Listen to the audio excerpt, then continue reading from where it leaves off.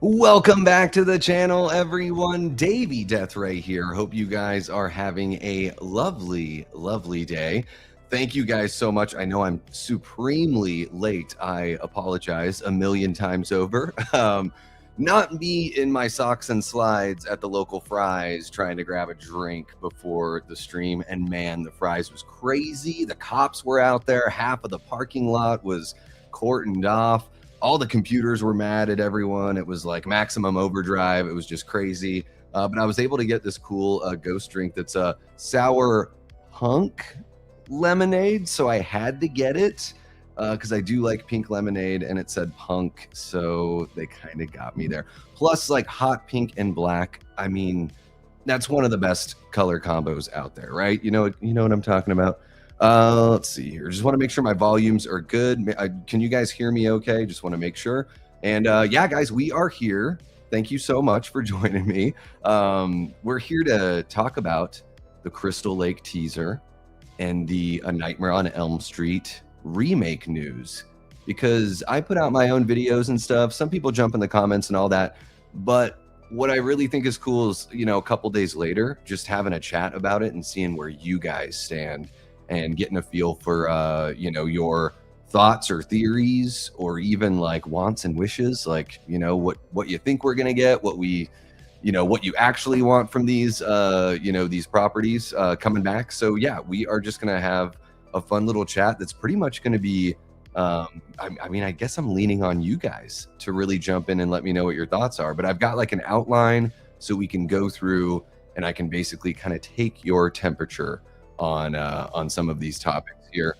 And I do want to let you know, we've got a poll in the chat about the Crystal Lake TV show, so check that out if you're interested.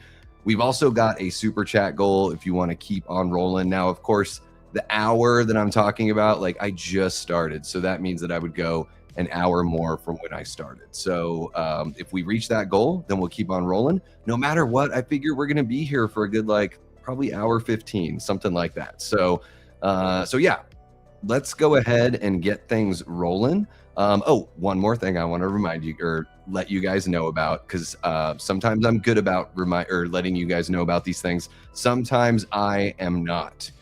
So I do want to take the opportunity to show this off to you guys. I am an affiliate on the Jaws Explored documentary from Creator VC. You're well aware of who these guys are. And yeah, the channel gets a bit of a financial kickback if you order through my affiliate link. So just full disclosure, all transparency, I consider it a privilege to be a part of the affiliate team for Creator VC. I think the documentaries they make are incredible. If I didn't like their work, I really wouldn't be too enthused about it, but they're always covering movies that I love. They did the Slasher Trash documentary. They're doing the In Search of Darkness that they've been taking through all the decades, which has been amazing. Those are very extensive documentaries. And here we are with Jaws Explored. Now, I would imagine, like most of these documentaries, they did one for Aliens, they did one for The Thing. They're usually 4 or 5 hours long. And there's a whole bunch of material in there and extras. And you get to listen to interviews from the cast and the crew. Some people that don't do a lot of interviews, like they got James Cameron for the Aliens documentary, which is huge. So I don't know everyone that's included here. Maybe there's some surprises, but we've got about 25 days for you to order the film here through the link. It now occurred to me I don't even have the link in the description. But yeah, anyways, guys, for about $80 you can get in on the ground level, which gets you the Blu-ray companion book numbered card, name in the credits, and a digital download and the soundtrack digitally. Or you can bump it up to $120. You get a shirt, and you get let's see here. I guess that's really the added thing. There's the shirt. So anyways, there's different tiers that you can get into. These documentaries are awesome. I feel like I don't really have to sell them too much, because if you're in the community, you know about In Search of Darkness and all that. So Jaws is my favorite movie of all time. How could I not partake in Jaws Explored? And you help the channel if you buy it through that affiliate link that I'll drop in the chat. And that is my commercial there to start the evening. So I show up late, I give you a commercial. I'm just knocking it out of the park, aren't I? Let me see here. I just want to drop this link and pin it in the chat. Let's see here. Order Jaws Explored here. And here's the thing about that too, guys. I'm sure you saw it's shipping in August of 2027.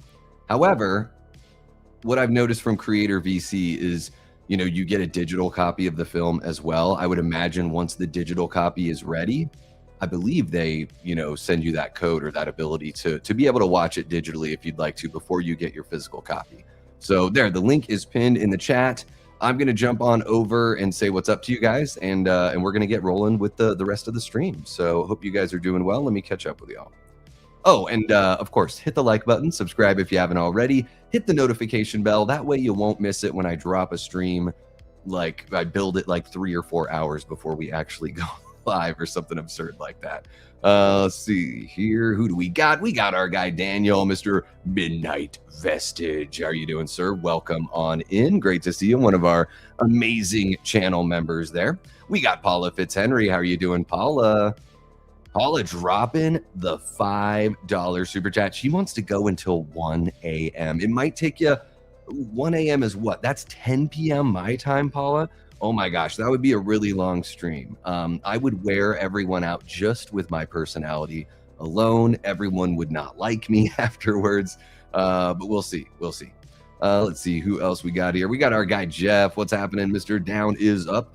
You are at the right place. Yes, make a right turn off of Elm Street or onto Elm Street, depending on how you're feeling about the franchise.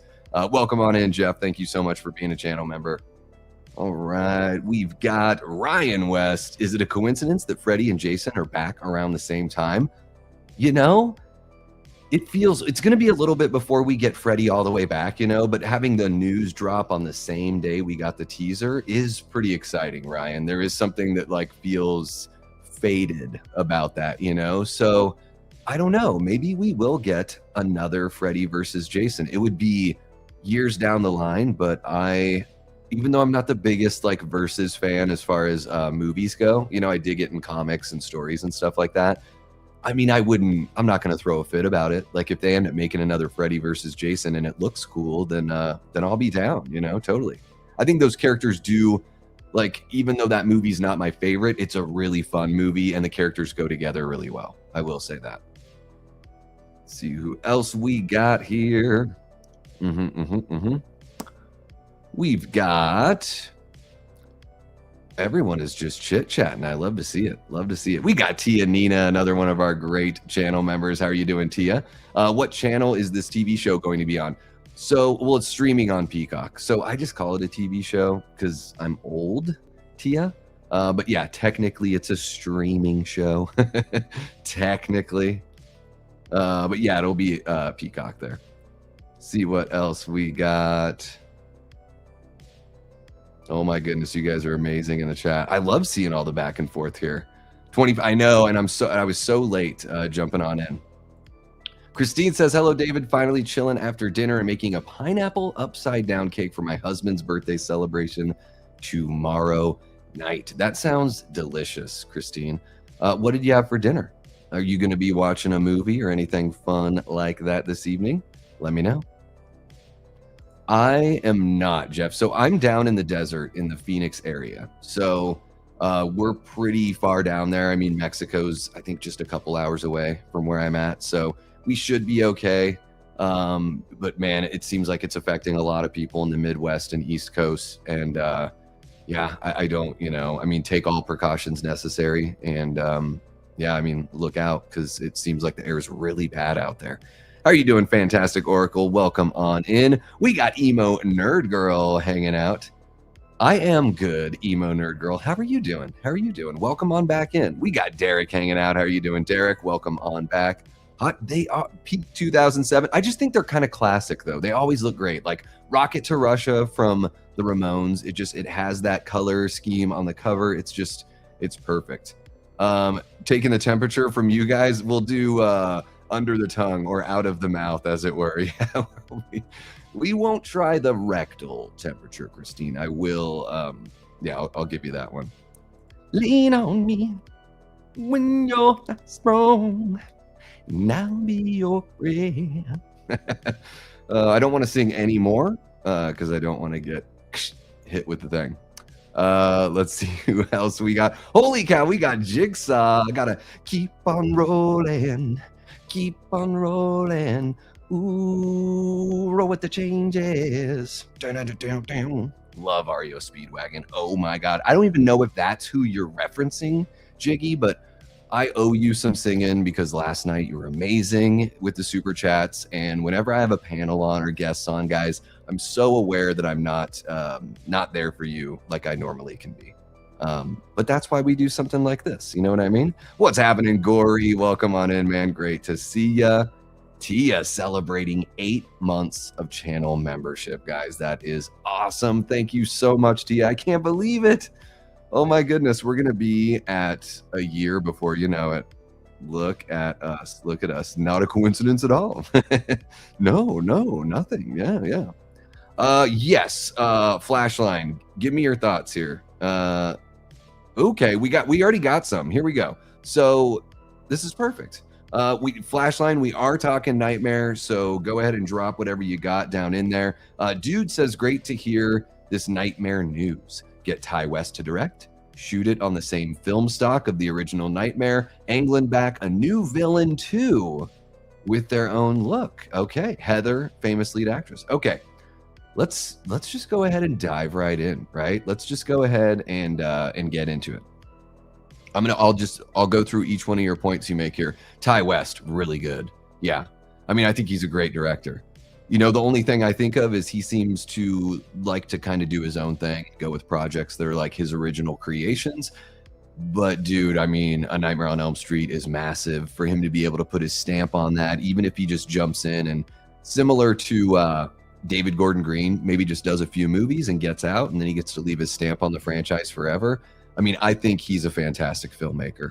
I'm really looking forward to his Ebenezer, the Scrooge movie that he's doing with Johnny Depp. That should be pretty awesome. But yeah, I mean, the Maxine trilogy was great. I think House of the Devil's really good. You know, his other works that I've seen, I've really enjoyed as well. So yeah, film stock, original film stock. I love that too. Yes. I love that with Evil Dead Wrath, we found out that it's being shot on that. I think it's called Ectochrome. And it's, I mean, they've used it in movies more recently. Three Kings, with like Mark Wahlberg and George Clooney, and I think Ice Cube was in that movie. Is that right? That was shot on the Ectochrome, but it was a film stock they used in the 70s. So when they announced that with Evil Dead Wrath, I was like, oh, cool. The movie hopefully it will have that kind of look. And so I love where you're going there, dude. I do like the idea of using the same film stock. Bringing Robert Englund back. Now, if we can motion capture him and maybe use a stunt performer, kind of like when they brought Nick Castle back with the Halloween movies, okay. I don't know if Robert can like physically perform the role in the way that we want to see the role performed. And I know that we all love Robert so very much, and none of us want to really see him be replaced. But I think at some point that has to happen, unless what you're talking about here with the new villain and their own look is a handing of the torch. A villain handing of the torch. That would be something else to try to pull off in a supernatural series. It would be compared to Halloween Ends in certain ways. Even if the other villain's a demon monster, there would still be some sort of comparison, which I don't hate because I love Halloween Ends. It's my favorite sequel in the franchise. Like, no joke. I don't think you're dumb if you hate it or something like that. Like, I love having those kinds of conversations, but I really enjoy it, and it's not perfect, but I really enjoy it. So I dig that idea here. I dig the idea of, I mean, bringing in a new villain is something really fresh that I haven't heard anyone say. So, you know, I guess it all depends on execution, but I'll give you kudos for coming up with something totally fresh. Bringing Heather back. That's another thing I want to know from you guys. Broad strokes with A Nightmare on Elm Street. Do you want something that's a modern reboot, like rebooted in 2026 or whenever they, you know, make the movie? Do you want something that's a reboot that goes back to the 80s? Do you want something modern that is a legacy sequel to the original, where we bring Heather back as she is now playing Nancy all this time later? I mean, there's, you know, and then there's other options, of course. Those are like the three main ones that I can think of. Actually, my friend M over at Horror Her, she brought up in the comment section that she thinks it will be like Halloween 2018. She thinks it's going to be a legacy sequel to the original. So I got to give M credit for that one. And I think that's, man, it did not occur to me. And then when she said it, I was like, yep, they could do that, because this movie, if it comes out in 2029, if they figure everything out, 2029 would be 45 years, right?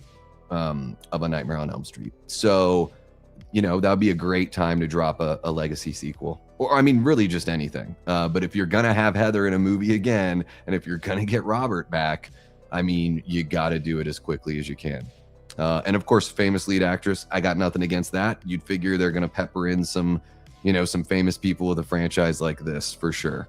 Yeah, I don't know. Maybe even get Mia Goth to play like Nancy's drunken mom or someone's drunken mom. Because if we know one thing about A Nightmare on Elm Street, the parents are terrible. They're just the absolute worst. Really appreciate the comment, dude. Welcome on in. And yeah, this is great. This is great stuff. This is fun. I am an old as well. I need to call my cable company and see if they carry this Peacock channel. Well, you might be able to sail the 7 seas there. I think that is a coincidence, Paula, just because the two are, or the three are unrelated, other than the fact that Stranger Things has like horror elements. But it's a happy coincidence. No CGI, no politics, make it 100% old school. My guess is filming will begin by next April. Well, they need to figure out the rights thing, because the Craven estate has the rights to the US distribution. New Line and Warner Brothers still have the rights to the international. It's Paramount that's making the movie, right? But Paramount is a bidder to purchase Warner Brothers and New Line. So if that purchase goes through, then they don't have to worry about the rights. They might not even talk about or figure out the rights until that deal is done, or maybe they'll come to some sort of agreement. But I don't know. I think that might, I don't know if it will hold up production. I need somebody that works in the film industry to tell me, but I would imagine they would want to secure international rights before they start spending millions of dollars, going to camera. Yo, Davey, just saw Evil Dead Burn, my first Evil Dead movie ever, actually. Now I'm going to go back and watch the rest soon. Brock, I hope you enjoyed it. I didn't enjoy it very much. I didn't think it was the absolute worst thing I've ever seen, but I love the Evil Dead franchise. It's my favorite franchise, and man, I think Evil Dead Burn's easily the worst, but it's not terrible. So that's pretty good for the franchise. Man, the first movie, buckle up, Brock, buckle up. And 2013, might want to strap in for that one as well. Thanks for joining us, man. Hope you're doing well. A pineapple. That's a funny joke. You're making a joke about swingers, right? Well, I don't know. For all we know, it's up to Christine and her husband how they handle that relationship, right? But that's a funny joke, Ryan. Ooh, I got to sneeze, guys. I can feel it coming. Oh, those are always fun when they happen on a stream, huh? Let's see here. I am totally behind on a couple things because Jigsaw dropped a $5 super chat. Thank you so much, Jiggy. Tia dropped a $5 and says, we talked about this earlier in the year when Scream 7 made major bank, that all of the studios were going to reboot all of their old IPs. Yeah, once they see that, I mean, not only did Halloween, the Halloween trilogy from David Gordon Green, you can sit there and go through all the numbers, and I guess you can say like, oh, it just kind of broke even. But I think it made the franchise money overall, as far as like the added merchandise that got sold on top of that, the 45th anniversary of Halloween that was celebrated in South Pasadena that all of those movies led up to. Now we've got the video game. Like, those movies were an investment, and I think they were a worthwhile investment for Trancas International and Malakakad and everything like that.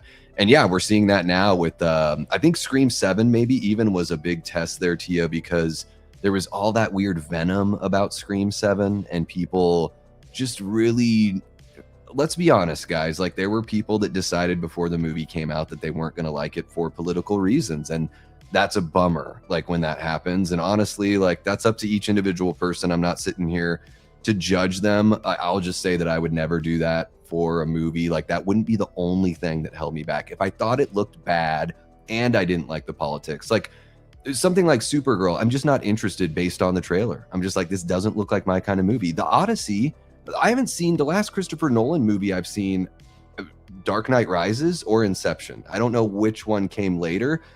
Guys, I know he's one of the biggest filmmakers of all time. I just don't really like his movies. So, you know, I probably am not going to see the Odyssey, but it has everything to do with I don't want to sit and watch a 3-hour movie made by Christopher Nolan. So anyways, yeah, Tia, they've been seeing some success here and there. Terrifier is super successful. Scream is still successful. So yeah, everyone was sort of watching Crystal Lake as well. I think like Texas Chainsaw Massacre, that you know, them watching Welcome to Derry and then seeing what was going on with Friday the 13th, it's like, oh, okay, here's what's up. Because A24 got involved with Texas Chainsaw Massacre, right? I think they're going to produce the TV show. Maybe they're going to produce both. I don't know if those rights are being shared. Anyways, yeah, you're absolutely right. All the studios are running for that. I mean, Blumhouse is bringing back My Bloody Valentine, so they're going to try to make that a thing too. They're going to reboot that IP.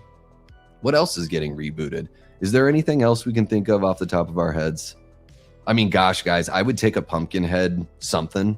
It doesn't even have to be a reboot for another series of movies, but like, I love Pumpkinhead and would love to see that character in a movie again.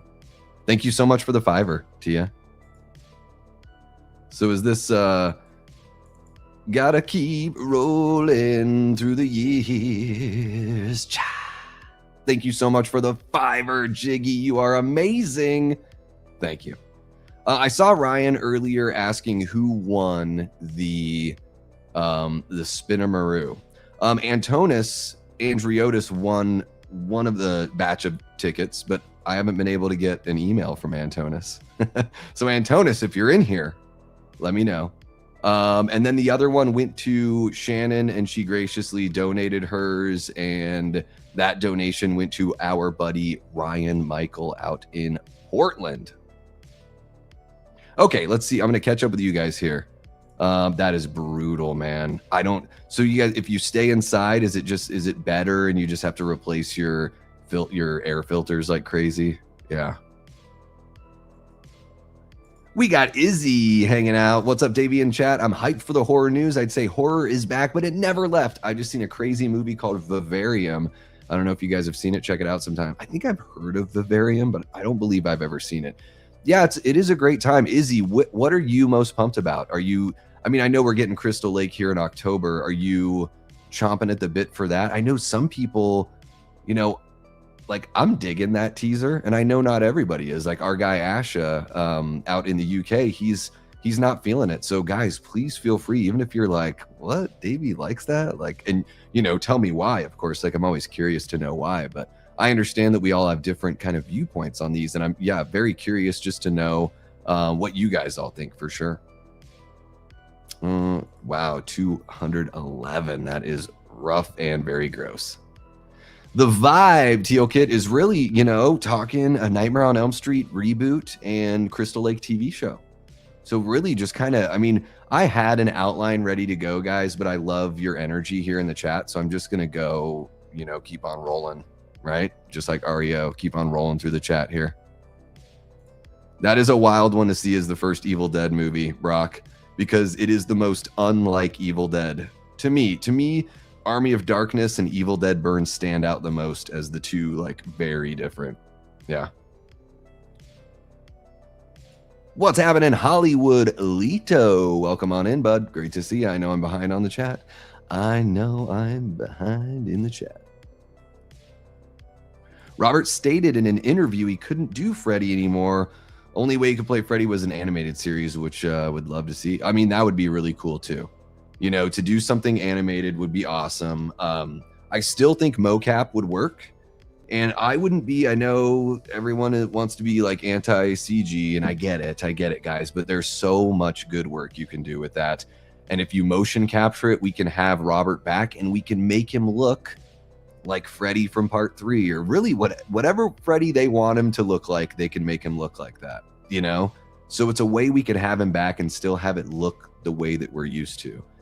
I mean, that would be an amazing send-off. You know, imagine if they did a legacy sequel as just a send-off and then rebooted from there. Or the legacy sequel bled into the new cast and, like Dude said, maybe a new villain as well. I would prefer a sequel to Dream Warriors. Regarding England, if he slims down and gets in better shape, he can wear the makeup, do minimal actions, less takes, of course. Yeah, I mean, they could do all that. He would have to slim down quite a bit. Like, I've seen Robert within the last couple years, you know, at a convention, and he's just of that age where the body has gone to a certain size, and diet probably ain't gonna change that too much. I respect the hell out of your enthusiasm, dude. I try to be realistic, and I'm like, man, everything they did with Nick Castle in the Halloween video game where he performs everything, but then they have a younger stunt guy come in and give it that fluidity and do another take. But we saw footage of Nick like coaching the guy on how to do it and all that stuff. Like, I am totally cool with that. And then that way you still have like a body stand-in. It would basically be like a face replacement where we could still have Freddy look like Robert, but you have a younger performer, you know, putting out that, you know, capturing the performance more or less. I'm gonna have a sip of my drink really quick here. Emo Nerd Girl wants a legacy sequel. Bring Heather back. Do we bring all the survivors back? Can we get Patricia Arquette? How cool would that be to get Patricia Arquette, Heather Langenkamp, like anyone that's lived, bring them on back.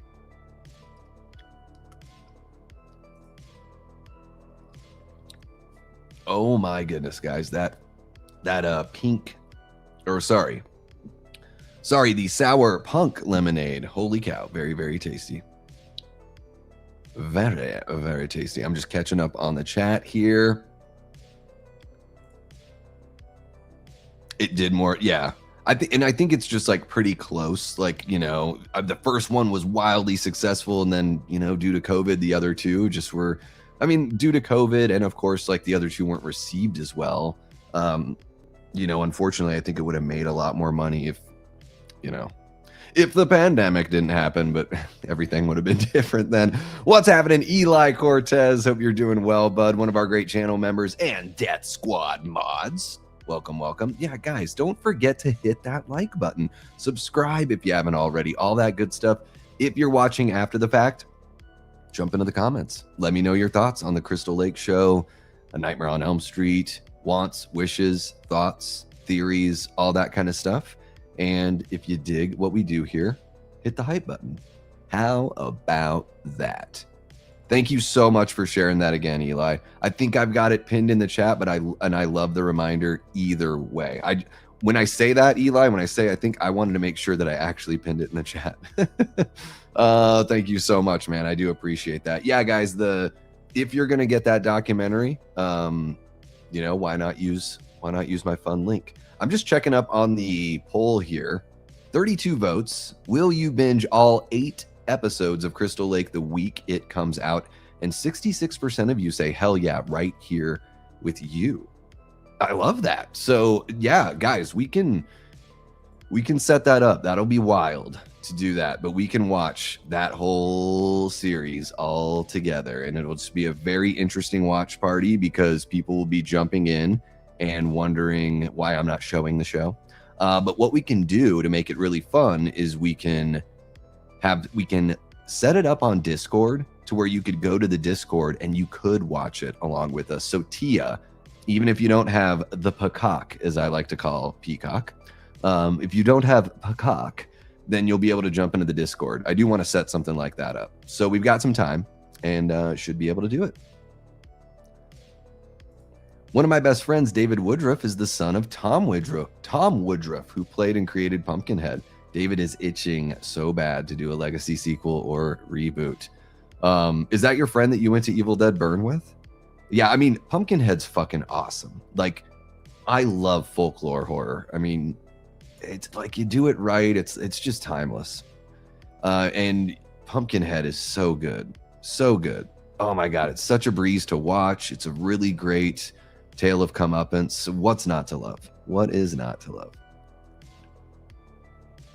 Wayne Gottke jumping on in. What's happening? Wayne says, I understand why in 2010 fans were still stuck on the idea of keeping Robert Englund, but it's 2026 now and everyone just needs to get real and understand that a new actor is needed at this point. Yeah, and same goes with Richard Brake and Kevin Bacon. Though that conversation has to go bye-bye. I mean, I'm not literally saying you can't talk about it. I'm just saying, like, I feel the same way about those actors, Wayne, where they're just too old. Ship sailed. I think one thing about us, I know I say it all the time, guys, but as fans, when we think of an actor, we think of them in a movie we've seen them in, and sometimes that movie's 20 years old. So you're like, Kevin Bacon would be great, and you're thinking like, oh, Kevin Bacon in Hollow Man, like, yeah, that would be a great Freddy. Well, yeah, it would have been cool 26 years ago. So yeah, I mean, I think, yeah, going with a younger actor, younger unknown. But if we want Robert involved, there's still a way to do it. I don't know if fans would like face replacement Freddy. They'd be like, oh, Freddy's AI now, you know.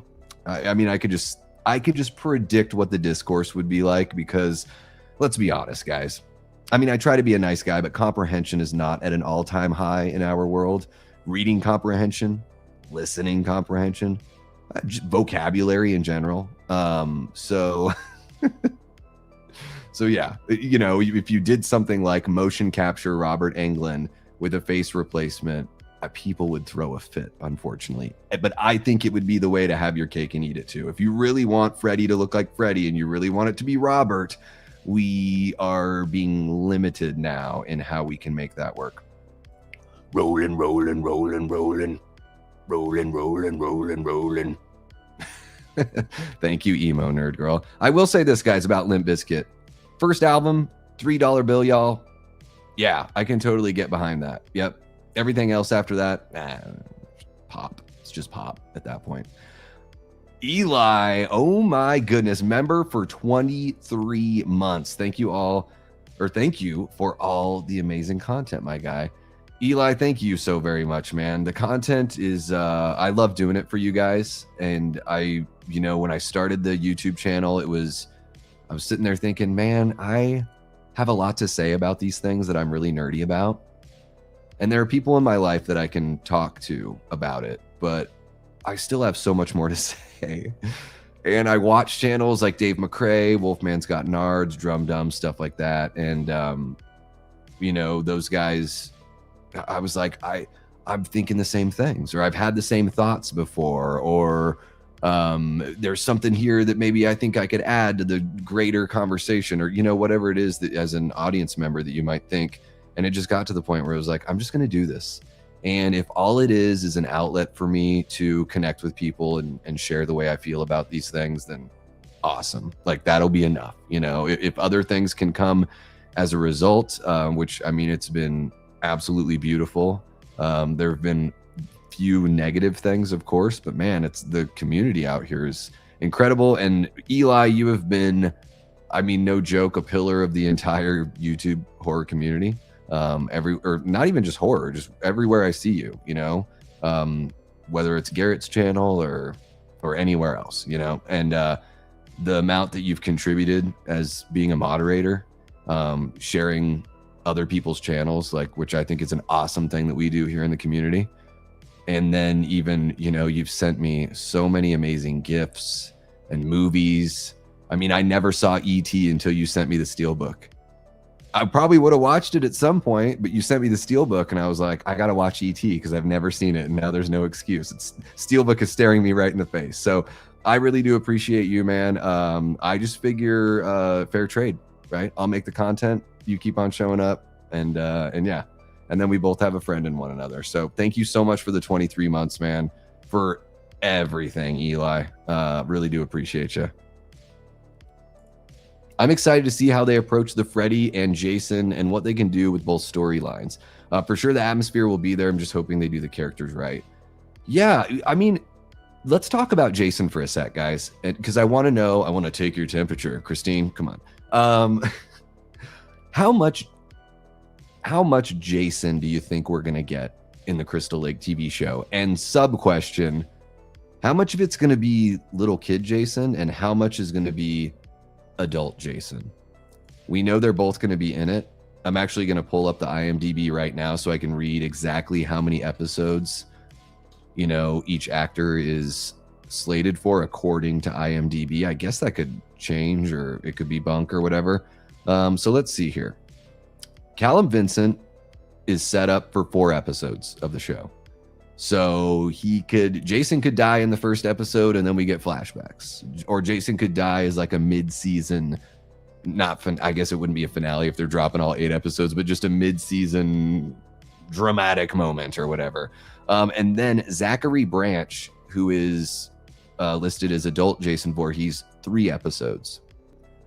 So, I mean, we know how many episodes they're going to be in. We don't know how much, you know, the character's going to be in there overall, like how much screen time we're talking here. And, you know, a follow-up kind of thought on that are Jason and Pamela going to be doing any of this together?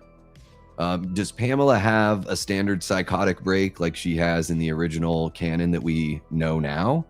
Or is it more like, you know, because there's a bit of like a schizophrenia kind of thing there with her, you know, basically hearing Jason's voice and, you know, putting it out there in the world. But do we see that in a more literal sense in the TV show? Is it really like a possession kind of thing? Does Crystal Lake have superpowers?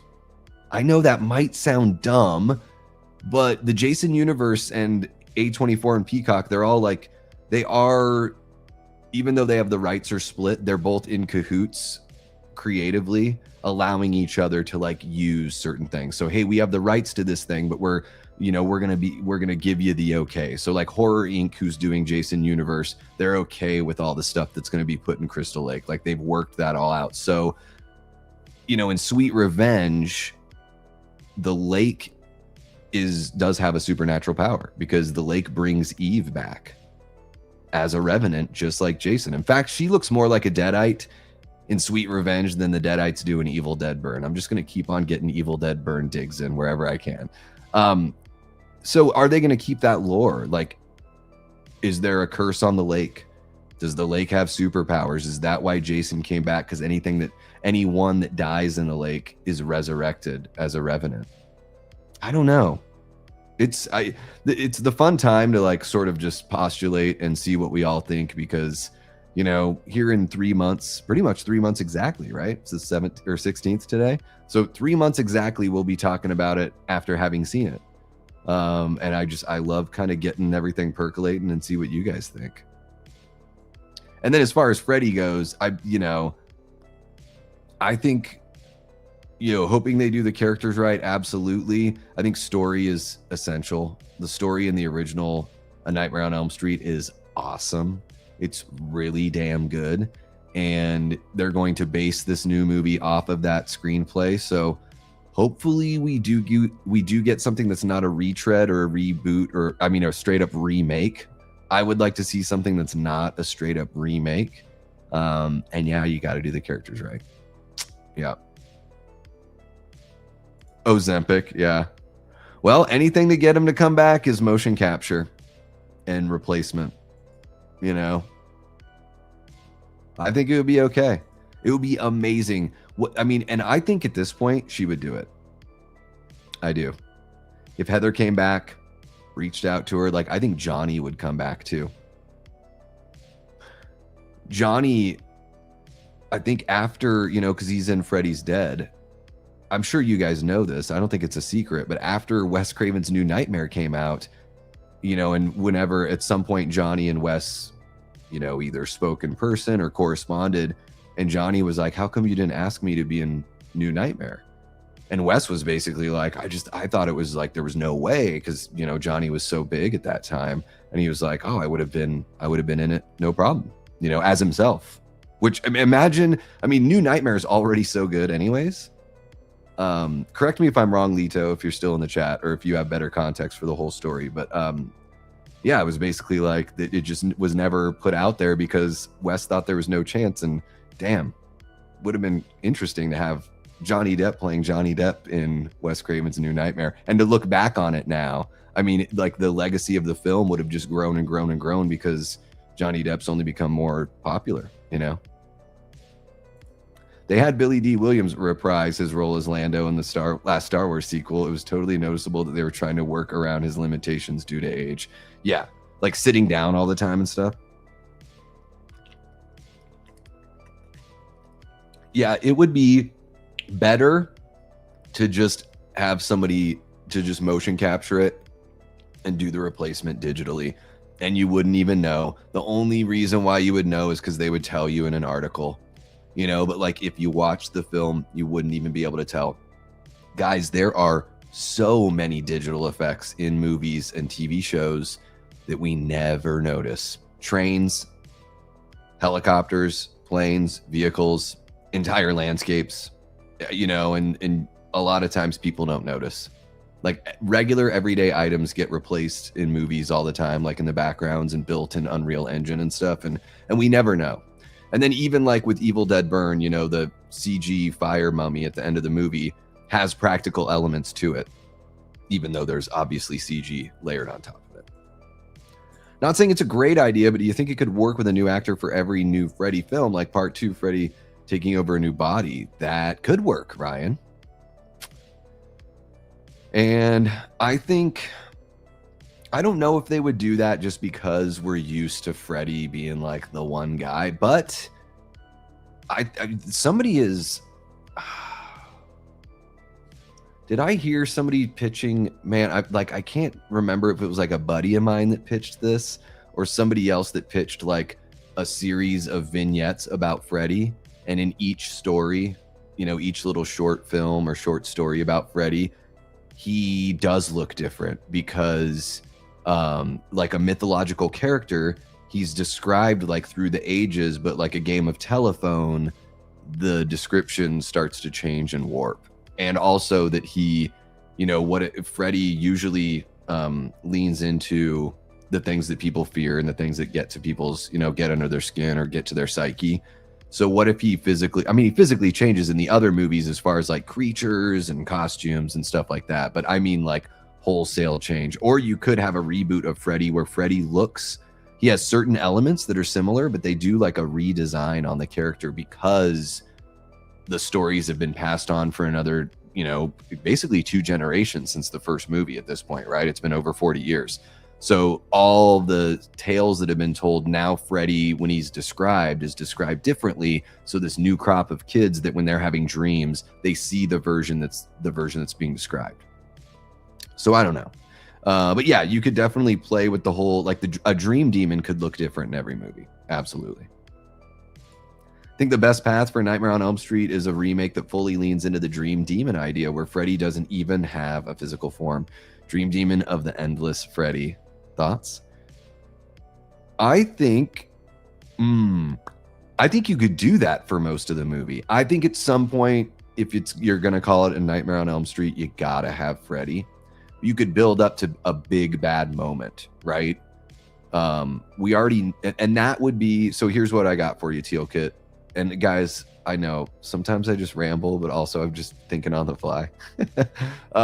Hey, let me know you're enjoying it by liking it or throwing some party hats or something in the chat. I don't know. Anyways, so I could see it working this way if Freddy you have a redesign on Freddy, because by the time you show him, if you're going to show him in the 3rd act, people should be like, oh, fuck, like they had no idea that that's what Freddy was going to look like. But you could make a movie where it's very much shadows and creatures and atmosphere and the taunting voice of Freddy Krueger. And we still get like, you know, maybe he starts out as a shadow or he starts out as like a mist or something you don't see. And then as he takes his victims, he becomes like more his true form. Kind of like what's his face in Hellraiser, like rebuilding himself in the original Hellraiser movie. And then by the end of the movie, Freddy is like, he's absorbed enough souls or whatever to like be the version of Freddy that we're going to get, like the fully realized version. So you could like have it incrementally get kind of reach that point. But I think, yeah, you've got to have Freddy at some point.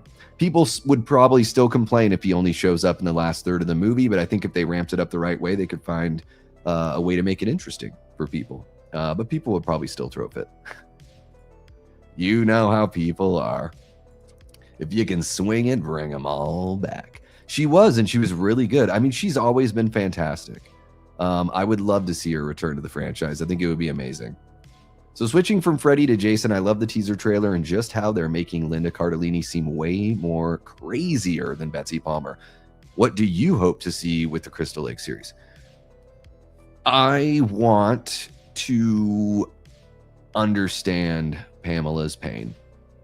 I think the best thing that show can do is lay like a really awesome foundation, give the audience every bit of understanding of her pain.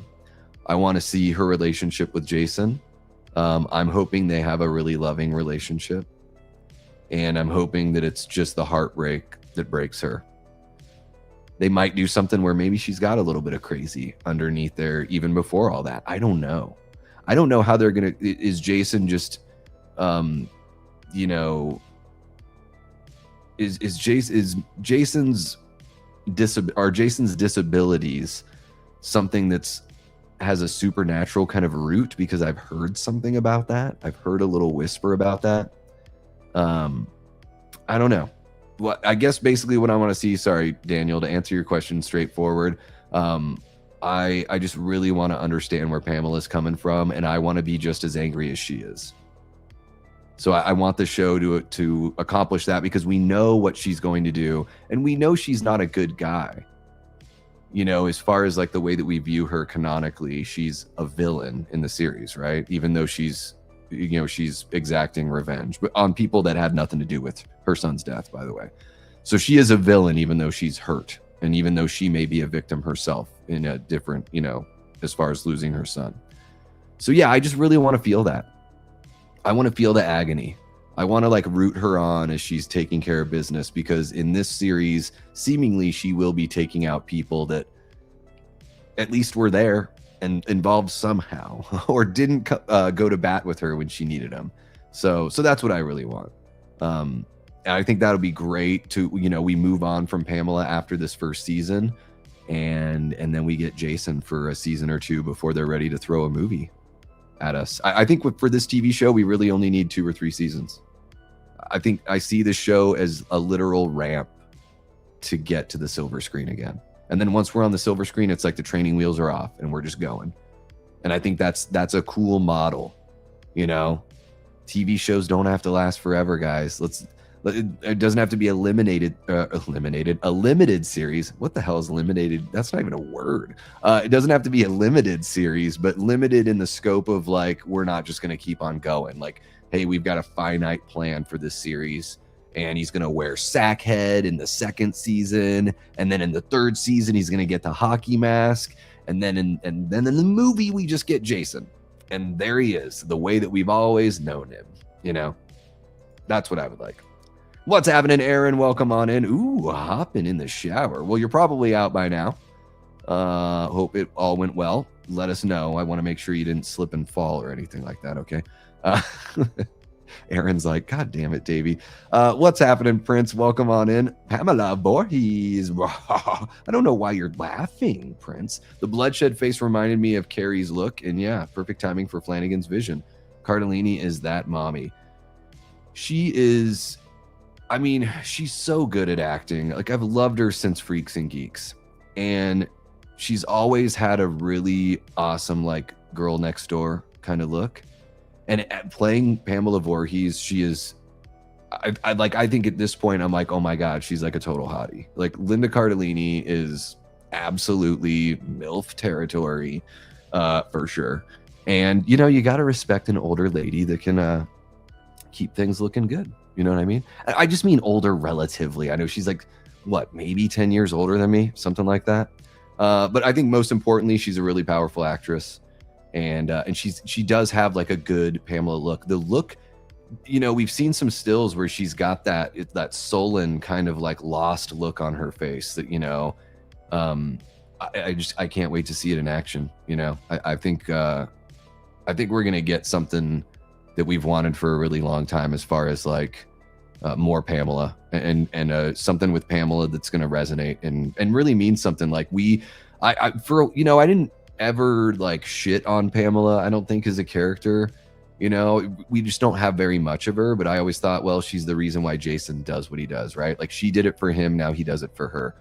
You know, but getting to know Vincent DeSanti from, you know, Womp Stomp, and you know, he's lived in that world for so long as a fan, and then, you know, really been living in it for the last like 10 years with Never Hike Alone movies and stuff like that. And, you know, the way he speaks about Pamela as a character and how important she is, like, it made me realize that, yeah, I was like, man, I think I want to be vocal about this too. You know, like, because I feel the same way Vin feels, and I'm not really talking about it. So I was like, I'll be right alongside of him of saying that, yeah, we do. Now's like, if we're gonna reboot it, the way they did it in the 09 reboot just wasn't enough. It was basically the same amount we got her in the original film. You know, the 09 reboot's fun. I really like that movie, but it was just like, let's do greatest hits Jason Voorhees. Like that's what it was. It was Jason Voorhees, big ones with Jason Voorhees. Now we get an opportunity to know we really are going to do a remake, but we're actually going to obliterate the house and rebuild it. And we're going to start with a super awesome foundation that is going to be much stronger and sturdier for us to build this Jason Voorhees home on top of, or I guess Jason Voorhees shack on top of. How about that? Binge away. I don't like waiting. I'm spoiled. Yeah, and we'll do it right here, and we'll do a watch party on the Discord side. There you go. Hey, these are the Daves I know. These are the Daves I know. Let's see here. Rowan Campbell should play Freddy Krueger. How's it going, Daniel? Welcome on in, man. I think Rowan Campbell's an excellent actor. It would be, if they announced him for because he's already been in Halloween and Silent Night, Deadly Night. If they announced Rowan Campbell as any part of A Nightmare on Elm Street, I mean, I would be pumped. People would freak out. I think he could totally play him. Absolutely, I do. Yeah. I mean, I think Rowan Campbell's very talented. So my pick is Jared Bankins. That's my guy. I've been saying that for 3 years. He's absolutely, like, he's got the look. He's got the acting chops. And you're probably asking, who's Jared Bankins? Perfect. Let's have somebody that plays Freddy that is not, like, maybe someone that we've seen in a couple things. We're like, who is that guy? But not somebody that's like, oh, it's Bill Skarsgård. Oh, it's Evan Peters. You know, oh, it's Kevin Bacon or Richard Brake, or, you know, but I think Rowan Campbell's actually, like, I mean, I'm a Halloween Ends guy, Daniel. So so I'm not going to hate that idea. What's happening, Matthew? Welcome on in, man. Doing great, dude. We are just talking Crystal Lake and A Nightmare on Elm Street. So anything you got to say? Rowan should not play Freddy. He is a little short. You could shoot it the right way. He is a little short. You know, Robert's not tall either, but definitely Rowan Campbell has a way different build than Robert. Rowan Campbell's much more like stockier and like broad-shouldered. And I can say that because I met him in real life. That's right. I met him. I mean, at a convention. I don't know the guy or anything like that. But hey, Rowan has been a lifelong Halloween fan. So how cool is that he got that opportunity?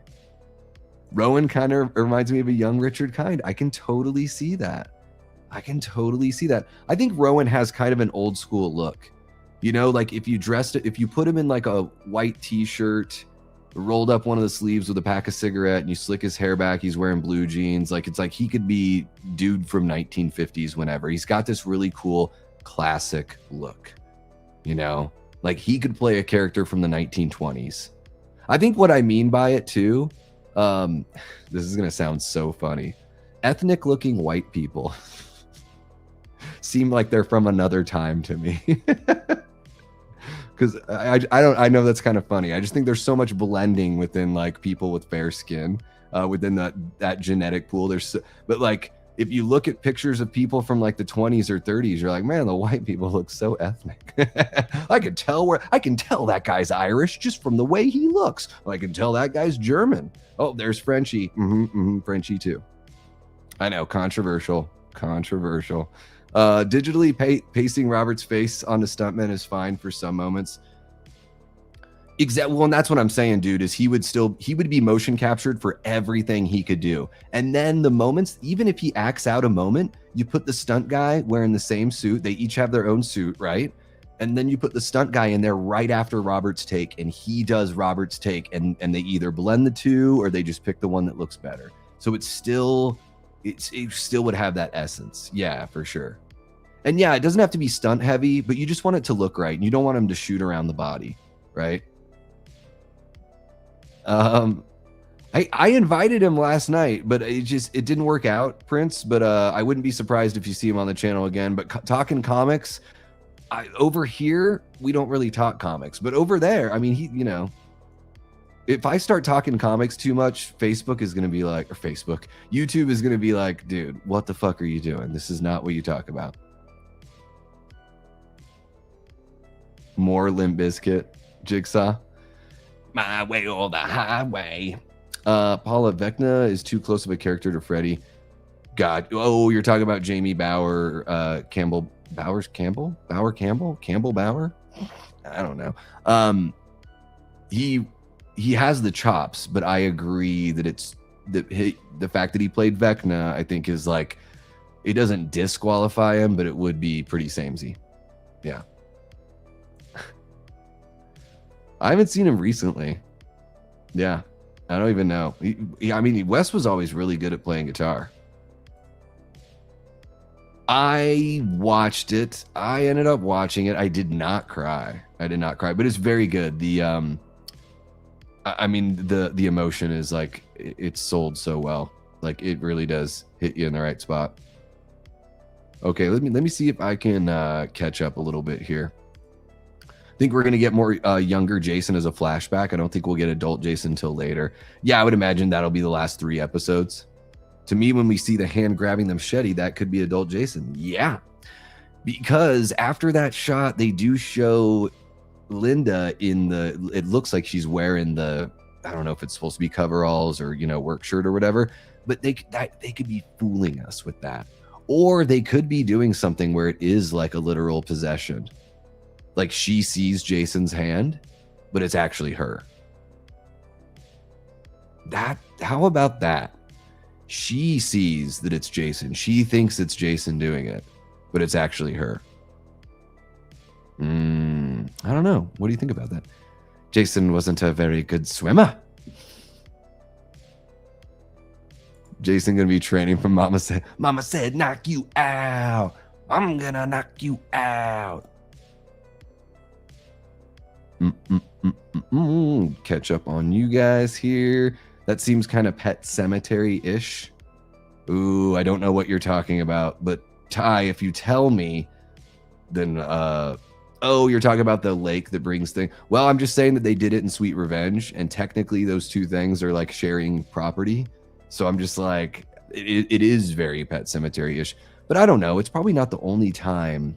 Like, I don't think Stephen King came up with the idea, right, of burying something in some place, and then that, that being resurrecting. Pet Cemetery can't be the first time that's ever been used, right? I mean, the Black Cauldron does it, and that's an old like high fantasy book. I believe I agree that it's unnecessary. Yeah, I'm just like, are they gonna like? I think that's one of the big questions with the TV show is how much supernatural element is going to be involved in the TV show, because Jason ends up being a supernatural entity.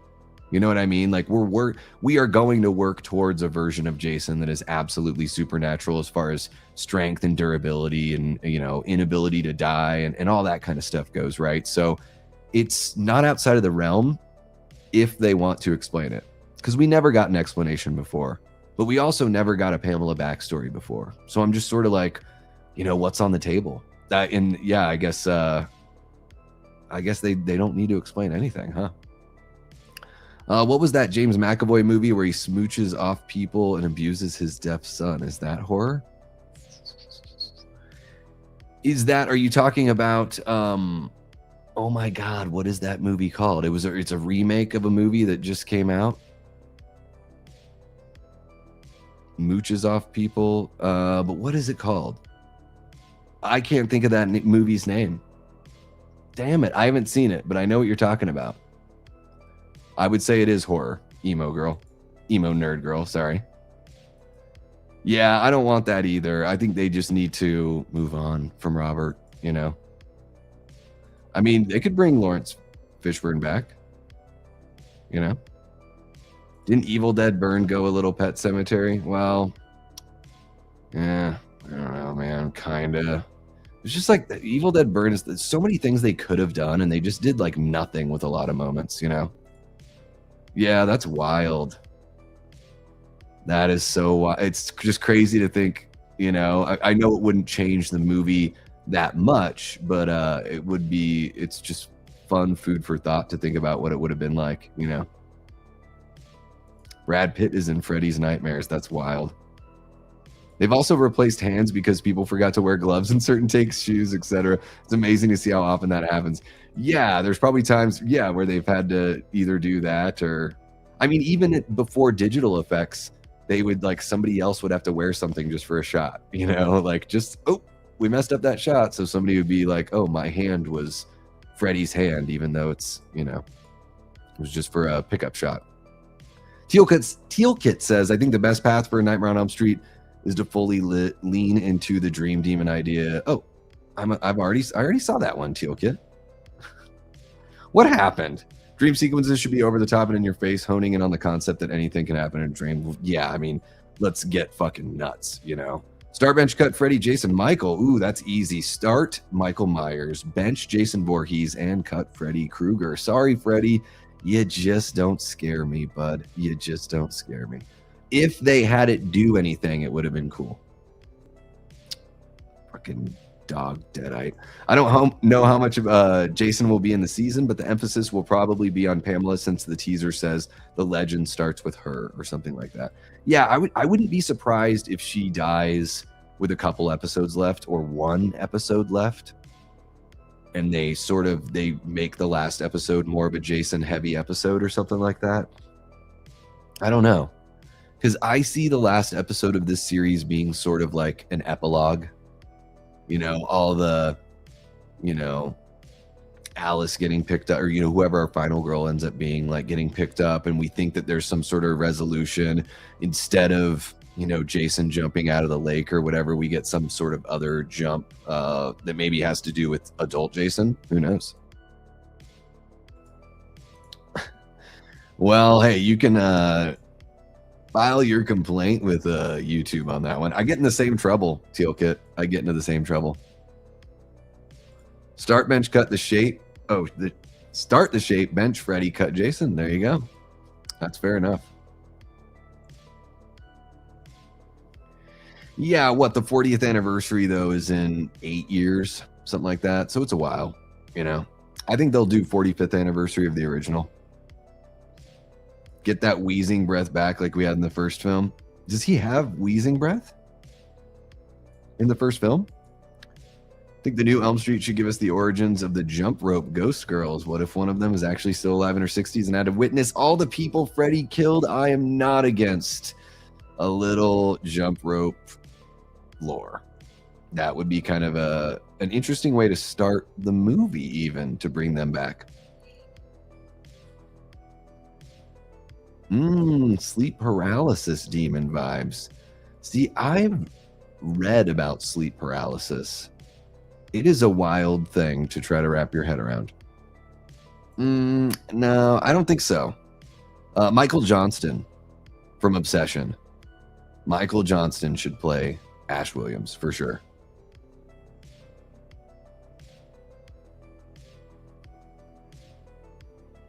Let me see about catching up here.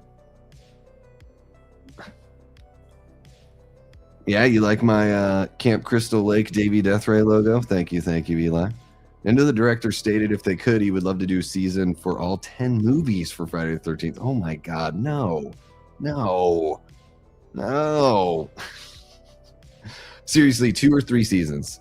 I know this isn't I'm not saying no like it's your idea, Daniel. I mean, of course they want to make 10 seasons because they have a job for 10 years, you know, like I get it. Like I totally get it. As far as like me as a fan goes, no, I don't need 10 seasons of a Friday the 13th show. You're not going to keep my attention that long.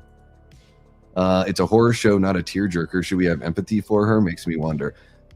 I think so, because it just allows us to not that it justifies what she does, but it just gives us that like background and perspective on who she is and where Jason comes from. Now, if Pamela weren't in the first movie and the first movie were just about Jason, something like that, like I think this would be unnecessary, but I think the fact that we got so little of her in the first movie, and it actually like hurts the first movie that it's a whodunit film, but we don't see the person that's doing it until the very end. It diminishes the whodunit element because we've got no one to guess on the who. We know the done, we don't know the who. So I think it will be good to put us in her shoes, because it's just going to be for a little bit. We know that, right? We know that Pamela's going to go, and then we know Jason's going to take over, and we kind of root Jason on in a sense when you watch the movies. Like, he at some point becomes the character that you're like rah for. So I think it'll be okay, especially in this franchise. I think it works. I think it works because it's built on things that are already there, elements that are already there. Yeah, Vincent's amazing, man. Morpheus direction is the way to go with elements in the Hat Man sleeper set. Morpheus direction. Yeah, I don't know. Hat Man sleep paralysis demon. I mean, it just seems like now we're talking about a different movie if you get into sleep paralysis, for sure. I think ramping it up and having it be an entity that's barely visible, that becomes the embodiment of what we know Freddy Krueger to be, is something that they would do, but I don't think they would completely switch gears and give us like a totally different style of demon. I mean, Hat Man sleep demon, it sounds like something that kind of already exists, so it sounds like it's kind of just be its own show. Shane C jumping on in. What's happening? Shane says, is it possible that Jason actually did all the killing in the first movie and Pamela just came to take the fall for him? I would say yes if we didn't see young Jason at the end of that first movie. However, you might have been saying this right around the time I was saying it, Shane. Like, what if, in the new TV show, she sees Jason doing it, it's actually her? Or, like you're saying, maybe literally is doing it and she's covering up for him. Like, they could kind of, rework the lore a little bit that way. Yeah, I think 2 or 3 seasons. That's the way to go. Don't mess with the Rohan. I love it. Rowan is 5'10", taller than... Okay. Man, it's so funny because I think it's probably because of his build. He seemed shorter when I met him, but I'm really only a couple inches taller, even though Tia will tell you I'm only 1 inch taller than him. Not sure if this is a good pick for a new Freddy, but I'm going to go with Jack Quaid as one of my picks. He's pretty young, and I feel like he could be a solid Freddy. Jack Quaid. He's in so much. He's so big. He's a name. So I'm already like about it, but I'm gonna give you your time here, Matthew. I think he could pull it off. As far as acting chops go, I think Jack Quaid's got what it takes for sure. He's got that sinister smile. It's just a little off, or he's capable of that, right? I guess, I would pick him over if you had Evan Peters and Bill Skarsgård and somebody like Jack Quaid. I would say Jack Quaid would probably be the better pick. But I also think he's a little too big of a name, just in my opinion.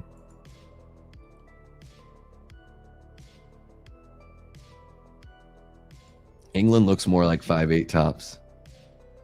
Yeah, he's just way too old. It's time to let Robert Englund go. He's already, There you go. Exactly. It's like Bubba Hotep, but with Freddy Krueger. Freddy and Shady Pines. Yep. Be cool if Robert Englund does the same thing with John Carpenter Halloween 2028, and it should be set in 1974. I'm not sure what you mean there, Daniel. Sorry. Billy, what's happening, bud? Welcome on in. Great to see you. Let's see what else we got here. Freddy kind of had wheezy breath in certain scenes in the original, like when he's chasing Teen at the beginning. Oh, okay. I never really noticed it. Just actually Robert Englund having a tough time, right? I think Elias Voorhees and Pamela Voorhees' story might have a connection. I don't think they're going to connect to any of the Halloween or anything like that, but it would be cool to see, or at least hear about Elias Voorhees in the TV show. I'm curious to see. Brolin. Okay. He's up there in age. You'd really have to get going on that. I think he's a little too old. I think we got to find somebody that's in their late 30s, very early 40s. Max. 5'11 and a half. Maybe I am.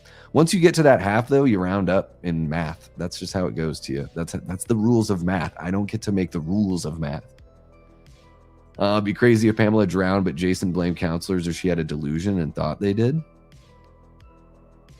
Oh, yeah. I don't think they're going to change it that wildly, but I mean, I guess that would be kind of crazy if they flipped it around like that. I mean, have you seen the teaser, Ty?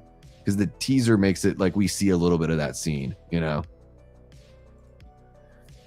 I guess, yeah, I don't know. I mean, is it him? Is it not him? I mean, we never really get like a clear answer on that because we see an adult version of the character in the next movie. So, yeah, I mean, something happened. Something happened, and Jason, we know, is supernatural. No matter what, that's something that can't be disputed. Jason is absolutely supernatural, you know? Let's see what else we got here. For Friday the 13th, if you could bring back one character from the films to the TV show, who would it be and why? I guess Tommy Jarvis is the easy pick, right?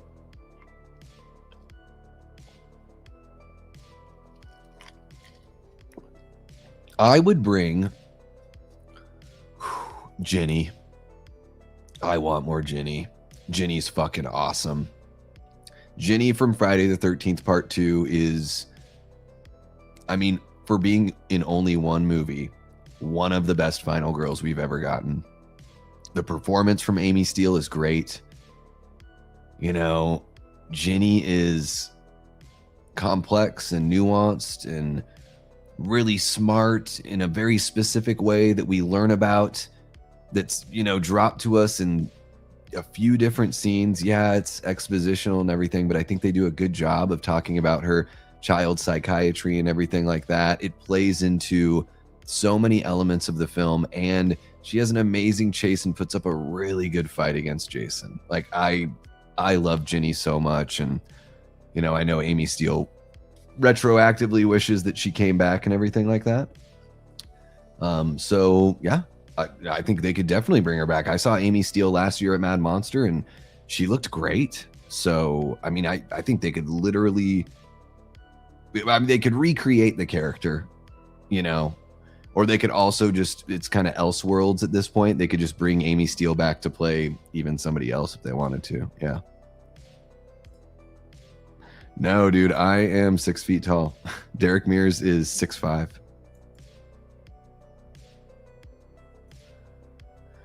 She is. Yeah, her and Adrienne King still both look great. I saw them last year. They were right next to each other. Their tables were right next to each other. They were both so gracious and so sweet.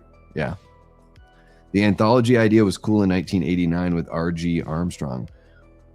Which anthology idea? I don't know who R.G. Armstrong is. I've heard of that too. Yeah. Helping out in the original, picking up leaves and throwing leaves around, I think, is one of the things he did on the original Halloween. It's totally crazy. Totally crazy. Let's see here. We've been going for about an hour 15. I'm finally caught up with everyone in the chat. Let me take a look at my notes and see if there's something that we can chat about really quick that maybe we haven't talked about. But I think we've pretty much discussed everything I have here, guys. You guys were amazing. Everything you guys are throwing in the chat as far as like what you want to see and your theories and your ideas. Awesome. I love it. I love just like kind of bouncing off of you guys. Because, you know, the cool thing is you guys bring ideas that I never would have thought of, right? And then sometimes your ideas, even if there's a part of the idea where I'm like, I don't know about that, might just sort of like morph into, oh, well, now there's this whole new idea that's like part of your idea, and then this other thing, and then it's all of these fun, you know, little different theories and thoughts we have. So yeah, we've talked pretty much everything here. I guess, how about this, guys? One last one before we go. A Nightmare on Elm Street. Do you want it to be that serious, dark tone from the original that has humor, but it is more of that sadistic, you know, stick the dagger in and twist it kind of humor, that dark, twisted humor? Or do you want to see something? I think Dude was mentioning earlier about doing a sequel to Dream Warriors. Do you want something that is that more, I mean, there's still horror elements, but it's a bit more fun as far as like, it's more about the fun, creative effects on the kills, and it's more about the set pieces and the gags with Freddy? Like, which version are you feeling? I want to hear from you guys, and then we'll say our goodnights, and I'll let you guys go. How about that? I am going to close out the poll there in the chat. So 41 votes, guys. And what do we have for a result here? What does YouTube have for us? It looks like it's still catching up. Guys, we did reach our super chat goal. So I guess I'll hang out. I'll keep on hanging out. We can keep on talking. How about it? Okay, so 41 votes. Will you binge all 8 episodes of Crystal Lake the week it comes out? 61% of you said, hell yeah, right here with you, which is, I guess, me. 29% of you said, I'll break them up. And 10% of you said, I'm not going to watch this show. All right, so 4 people out there are like, nope, not at all. If you're still hanging out in the chat, I am curious to know, you know, what it is about what you've seen so far, or whatever that's just got you, you know, put off. Always curious. Aaron says, yes, dark tone for A Nightmare on Elm Street. Daniel says, I want the serious killer Freddy. Of course, Daniel, always welcome, man. Always welcome. Paula's going to watch with us here on YouTube. Hell yeah, Paula. Yeah, I think with Freddy, it is about, let's do one that's really scary.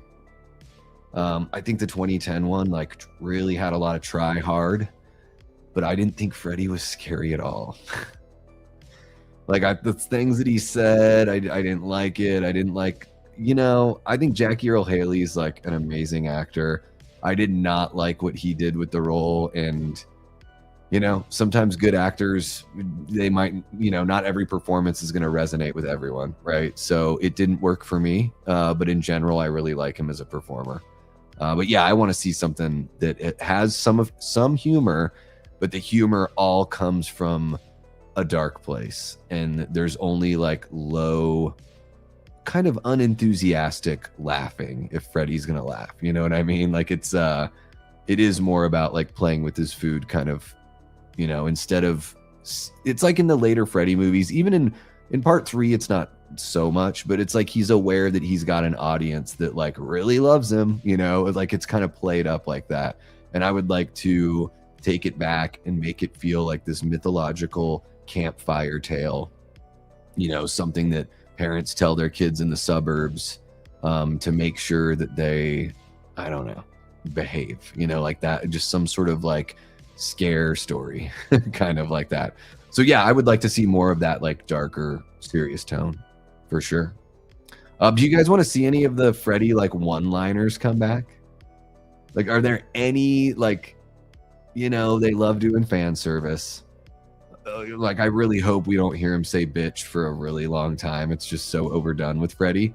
But are there any lines from like the first, any of the original run of movies that you would want to see come back? Hey, even if there's a really good line and not in one of the movies that's not very great, that you would like to see put into a movie that could actually be, you know, way better. I don't know. Yeah, dude, I tried to watch it. It took me 2 times to watch it. I do not have the attention span to binge a show. I could only do it for YouTube, Tia. And then, like, even if I didn't watch it here with you guys, I would feel like, you know, as a content creator, I would feel like I have to watch it as soon as possible, run right to my fucking computer and do an entire review of it when it's still fresh in my mind. And that's the kind of shit that scares me. That's why I took my time with Evil Dead Burn, and that's why I watched the movie 3 times. you know, before finishing my review. And it's like, yeah, I mean, I want to watch the show as quickly as I can, of course, but I also don't want to sit there and feel like I need to formulate an entire opinion. But sometimes when you're watching something, you're, you know, watching the movie or watching the show, you're already sort of formulating the opinion, you know, as you go along. So yeah, I wish they didn't drop it all at once, but that's what they did. I would have loved the anticipation between episodes and having to sit down at that time like we did with Welcome to Derry and Alien Earth. Like, even though Alien Earth, like, overall wasn't an experience that I really enjoyed, I enjoyed that part of the experience, the anticipation and sitting down at that time. Like, there was something about it that felt a little more like it was like a ritual, you know, and that's the way television used to be. And you know, it's cool that we can watch whatever we want, like, at our fingertips now, but there's also something kind of nice about being like, you know, 8 p.m., 7 p.m. Central, be there, you know, it's kind of nice. Halloween Store, an independent movie. Oh yeah, they're doing like a Spirit Halloween movie, or did they already do that? Did they already do that one? Yeah, you can still hang out with us, Tia. How about that? Freddy, to me, was Deadpool before Deadpool. Yeah, for sure. There's definitely similar elements there. Yeah, and She-Hulk I think She-Hulk is one of the first characters to break the fourth wall. You know, like, she's been breaking the fourth wall, I think, since the 80s. But yeah, I mean, Deadpool and Freddy have very, very similar kind of personalities. You know, once Freddy got to that version of Freddy. In fact, have they done a version, have they done like a mashup of Deadpool that looks like Freddy Krueger? Because it just seems like it would be perfect. I don't know. Somebody must have thought of that before me, huh? I would imagine. Welcome to prime time, bitch. Welcome to my world, bitch. Just say bitch after everything, Freddy. I'm your boyfriend now, bitch. Oh my. Hey honey, how was your day, bitch? YouTube's gonna be like, you said bitch a lot within a minute. I'm like, yeah, I did, and I said it with my whole chest. Aaron Click says the one-liners have to be dark and not very comical. Yes. I don't even know if This Is God is considered a one-liner, but more of that kind of stuff. Absolutely, that's a one-liner, and one of the best ones in the whole franchise. Yes. This Is God. That's like a fucking awesome Freddy moment there. Yeah. Oh yeah, that's one of the better ones right there. I do like the one from part 2 when he's like, I have the brain, you have the body. Is that how he says it, or does he say it the other way around? Lito, I need you. I quote check, not coat check, quote check. Does he say I have the brain, you have the body? Does he say brains instead of brain? I think it's I have the brain, you have the body.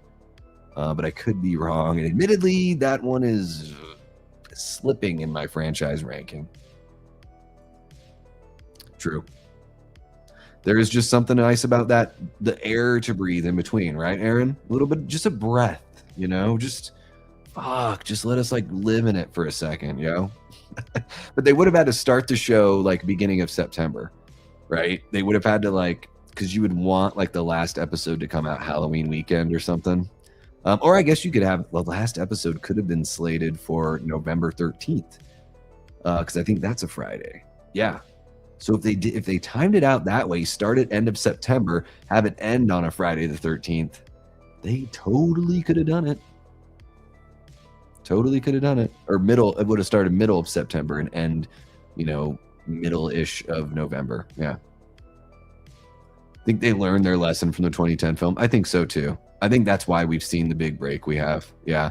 And the 2010 film, like, stack it up against, Rob Zombie's Halloween, Marcus Nispel's TCM, and Friday the 13th. And then you consider the 2010 film. I don't even remember who directed it. I think it was somebody that did like some music videos beforehand, which is totally fine. Like, Zack Snyder was a music video director, and now he's made some of the biggest films we've seen in the last like 20 years. So, it's like, I don't even care where you come from, but I'm just saying, I have no idea who they are. I don't know if they've made a movie since. I don't think they have. And it just really stands out as being the absolute worst out of those 4 movies. even Rob Zombie's Halloween, which is like unnecessary, is a way better movie than Nightmare on Elm Street 2010. Yeah. That would be hilarious if they returned to TCM. It would be hilarious. I would love it, Daniel. I would absolutely love it, especially Matthew McConaughey, because he's from Texas. So let's go. You've got the body, I've got the brain. Okay, well, there you go. Thank you so much, Ryan. I appreciate it. You've got the body, I've got the brain. What do you want in a new Elm Street movie, Davey? Antonis, first on the list, buddy. You won 2 tickets to go to Evil Dead Burn, dude. Because you gave, you submitted some super chats the other day, and I put you in the raffle, and you won. I tried responding on a comment, so I just want to let you know, Antonis, reach out to me. Instagram, Patreon, however you want, reach out to me and I can get you the code. I love that Antonis is like, what do you want in the new? Tell us. Yes, I will. So what I would like to see in a Nightmare on Elm Street movie, I'm going to steal from my friend M over at Horror Her. I like where she's going, and it just didn't even occur to me until I saw that comment she left, and I was like, man, that's really good. Because I think, you know, you could do the passing of the torch. Now, I think Freddy's got to be it can't be Robert. So I want to do a legacy sequel. It's the version of Freddy that we know and love, performed by somebody else, with Robert doing motion capture and stuff too. So it's a mixture. So it is that version of Freddy. But you bring back Heather Langenkamp, you bring back Patricia Arquette, Johnny Depp, like whoever you can.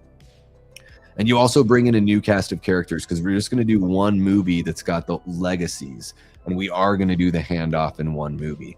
We're still going to keep that version of Freddy moving forward. It's still going to be the Freddy that we know and love is going to be as consistent as as you would make it. So it's still going to be, I imagine, a Freddy that looks like some version of the first 4 films. Like, the first 3 those are probably the 3 best looking films. There's something about 4 though that, like, I really like that movie and I like it more every time I watch it. So forgive me if I'm way off the mark there.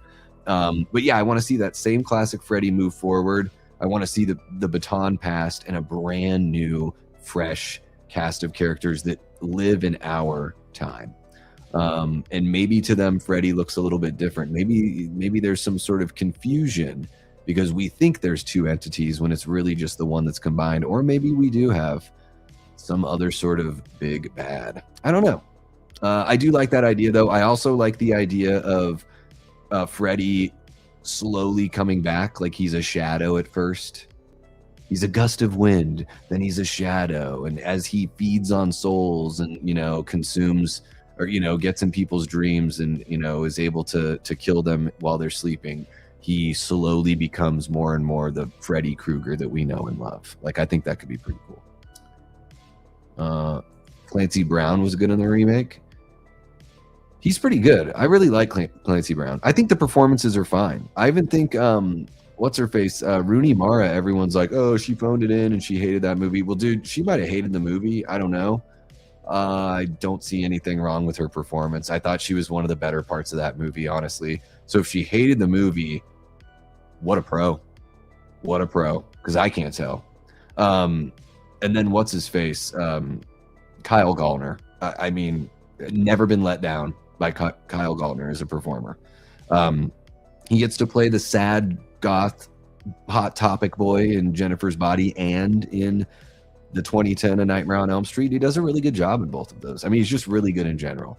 I'm glad that now we get the version of Kyle Gallner that's like the tough guy with a mustache, because like sad, like my chem version of Kyle Gallner, it was fine. It was fine for the time, but I'm glad that he's moved on. But yeah, there's some good stuff about the remake. It's rough. Yeah. Well, there you go, Ty. You can totally pop that on, man. Pop it on. Thank you, Lito. See, I'm fucking it all up. I know it's not my franchise. Do you agree on Freddy becoming a Morpheus Sandman-like entity, a personification of dreams, but the demonic version?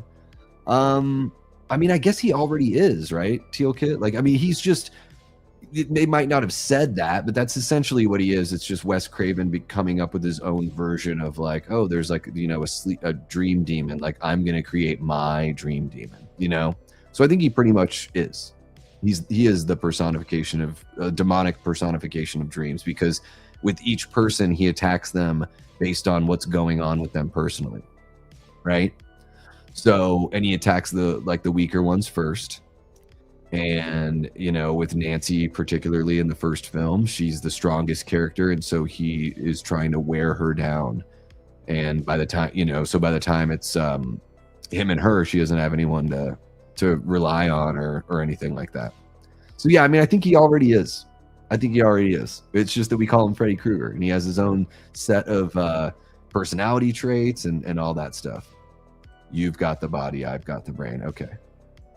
That is such a cool moment, by the way. You know, I've got my gripes with Freddy's Revenge. I know you do as well, Lito, but what a moment. And the makeup overall is fucking fantastic. I mean, there's plenty of things to appreciate about Freddy's Revenge. The script is not one of them. I think it was Sam Bayer who did the video for Smells Like Teen Spirit. Interesting. Oh, I did not know that Renee Zellweger is from Texas. How about that? Is it brains or brain? Brains or brain? Brains or brain? Mr. Sandman, bring me a dream. Make me the cutest that I ever seen. Samuel Bayer, okay. Let's see here. Oh, thank you. Okay, I'll keep an eye out for that. Thank you, Antonis. I'll reach out and I'll get you that, buddy. Thank you for being a channel member as well, guys. Antonis Andriotis. Let's see here. I remember that in a fan film back in the day, the definition of batshit craziness. Oh, I must have missed whatever it was. Steal from me, Dave. You know I have the best idea. I mean, you know, he is a dream. It's exactly what you're saying, but I just think he's always kind of been that, you know. And I don't know if they need to, you know, get too make it too similar to something that already exists. You know, I saw Matt Pinfield post something about that, and I don't know if I ever saw Dave on 120 Minutes, but I remember Matt being the host whenever I was able to tune in. But rest in peace, Dave Kendall. 120 Minutes was, for somebody like me that enjoyed mainstream music, of course, you know, when I was younger, but as I was getting older, I was really interested in stuff that was off, you know, a little off the street from the mainstream. And 120 Minutes and Headbangers Ball were like, those were like the two shows where I could find something that was, you know, a little bit more my speed. I would love a Nightmare on Elm Street video game. Doesn't even have, like, yeah. Oh, you're saying Wes Craven's? Yeah, that would be amazing. I mean, imagine like a Nightmare on Elm Street video game, similar to what they did with Friday the 13th and what they're doing with Halloween. Oh my God, it would be amazing. And then imagine if they do it VR. I mean, fuck. Parker Finn and Zach Kreger are realistic choices I would want to direct. Maybe Oz Perkins. All right. Yeah, you know, Zach's got Resident Evil. We'll see. You know, he might stick around with that franchise for a little bit. I don't know. I think Oz would be like, I would take him in any franchise at this point. Like Oz, dude, if Oz did Halloween, I've not thought about that. Who I would like to see make a new Halloween movie. If Oz did Halloween, that would be fucking incredible. But I also think Oz could jump into Psycho and bring that back since he's got roots there.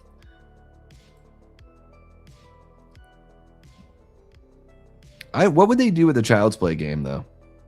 I mean, I guess if you did like Grand Theft Auto, but you're Chucky, I guess that would be fun.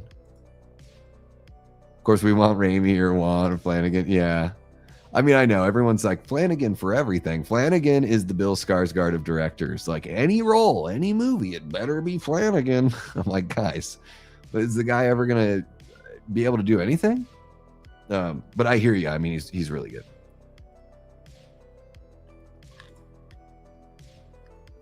Finally watched Five Nights at Freddy's 2 the other night and thought it was way better than the first one. Have you seen it? I have, Antonis. I did not enjoy it as the first movie, but I've never played the games. So I've heard from a lot of people that, there are a bunch of Easter eggs in the second movie that, like, if you don't know the games, you're going to be more lost in the second movie than you would be in the first movie. And I thought the ending just sort of kind of came out of nowhere in the second movie. I don't remember much of it at this point, but I enjoyed the movie quite a bit, the first movie. And then the next one, I was just like, oh man, it was all over my head. Like I went to a press screening, and there are people like oohing and ahhing at certain moments, including my buddy Cecil, who's familiar with the games. And I'm just like, dude, I don't know. Like, fuck, I had to do research before this movie, I guess. But I totally get it. Like, if you're into the games, yeah, you're going to have a good time. I really enjoyed that first movie quite a bit, as somebody that doesn't know anything about the property. Is it raining? I don't think it is yet. Let me see. I don't know if we're going to get any tonight. I'm way out in the West Valley, Ty. So yeah, it's all over there. I'm looking at the weather map right now. You guys are getting hammered on the east side. I think all that comes up from Tucson, and then very rarely does it ever go west from there. So sometimes when we get weather, it's going to come up from the Estrellas. So, or it's going to come west from California. But we have, the mountains kind of protect us a little bit here where I'm at. So sometimes you see a bunch of clouds coming and then they just don't really do anything. Thank you so much, by the way, Antonis, for the $4.99, man. Really do appreciate the $5. And I'm so jealous of you, man. So jealous. I want the rain. Renee's from Katy, Texas. What a cute name for a town, right? I mean, I would take Alice Cooper in any of these franchises if he wants to write a song. Put it on the soundtrack. Alice Cooper is the man. He is, but he isn't. He had human origins and made a deal with the Dream Demons. But in mine, he would be the Dream Demon, more in tune with Sandman. Well, it'd be cool if they just did a Sandman movie then, right? I just think we don't need to mix the two. That's all. I'm not trying to be a jerk about it. Like, legitimately, I'm not trying to be a jerk about it. I'm just like, I like the idea of Freddy being a man that turns into a demon, more so than just being a timeless entity that's existed forever. I think that's got to be its own movie for sure. And that's got to be its own movie, and you got to set it in a time that's like a long time ago, like 1,000 years ago, something crazy. Oh, let's see what else we got here. As far as directors go, yeah. No, I figured that's what you were talking, yeah. Okay, Davey, I'm going to pick your brain. Rumors is Michael Levy was talking with Warwick Davis and is trying to get a Leprechaun movie reboot. I think it would be cool if they could get... I mean, yeah. I mean, absolutely. I love Warwick. I love Warwick's contribution in so many movies. And, the Leprechaun series, like the first movie and the third movie, I genuinely enjoy.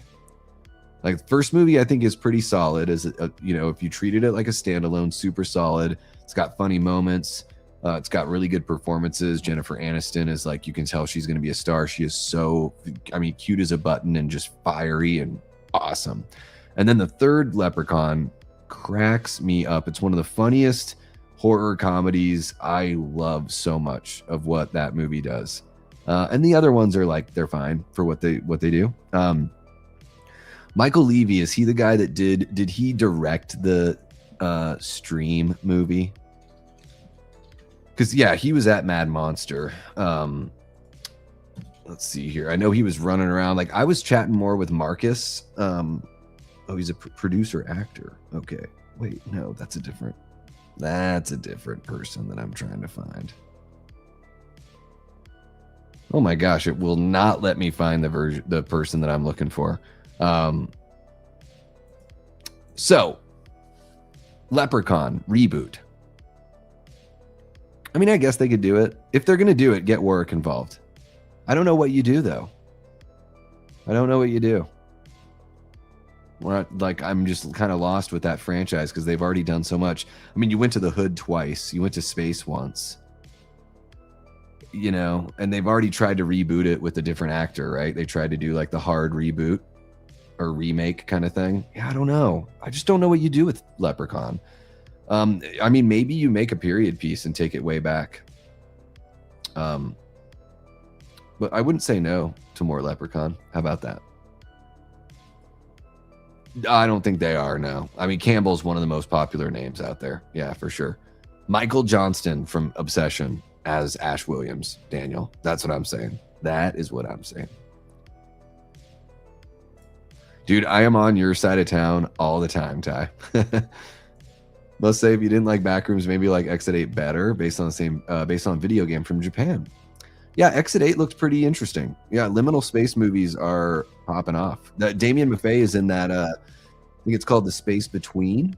And that, like, man, they put that together after Backrooms popped. Like, when I was talking to Damien at Mad Monster, he was like, man, this, like, so many people want to distribute that movie, The Space Between. He's like, they saw our trailer and they just, like, they love... they just think the liminal space thing is going to be the next thing, so there's like a little bidding thing going on for that, and it looks really good. So hopefully that happens. Again, guys, if you ever get the chance to meet Damien Maffei at a con, absolutely do it. He's hilarious. He's awesome. I hear you. No, I totally get it. I mean, so this is how it sounds like to me, Teal Kit. It sounds like you really love this character. And I totally understand that. Like, we've all got those, you know, like, I'm a big, like, Dr. Jekyll and Mr. Hyde is like I know it's not as old-timey as necessarily like a Dream Demon, but you know, that's like my old-timey kind of classic villain that I love so much. And, you know, like, I totally get it, because, you know, you want to connect those dots to make it reach into that slasher world. I just think, like, you could just do a Sandman movie that does its own thing, you know? I think with Freddy, you know, bringing back a character that's been gone for 16 years, it's going to be close to 20 by the time we get to a movie.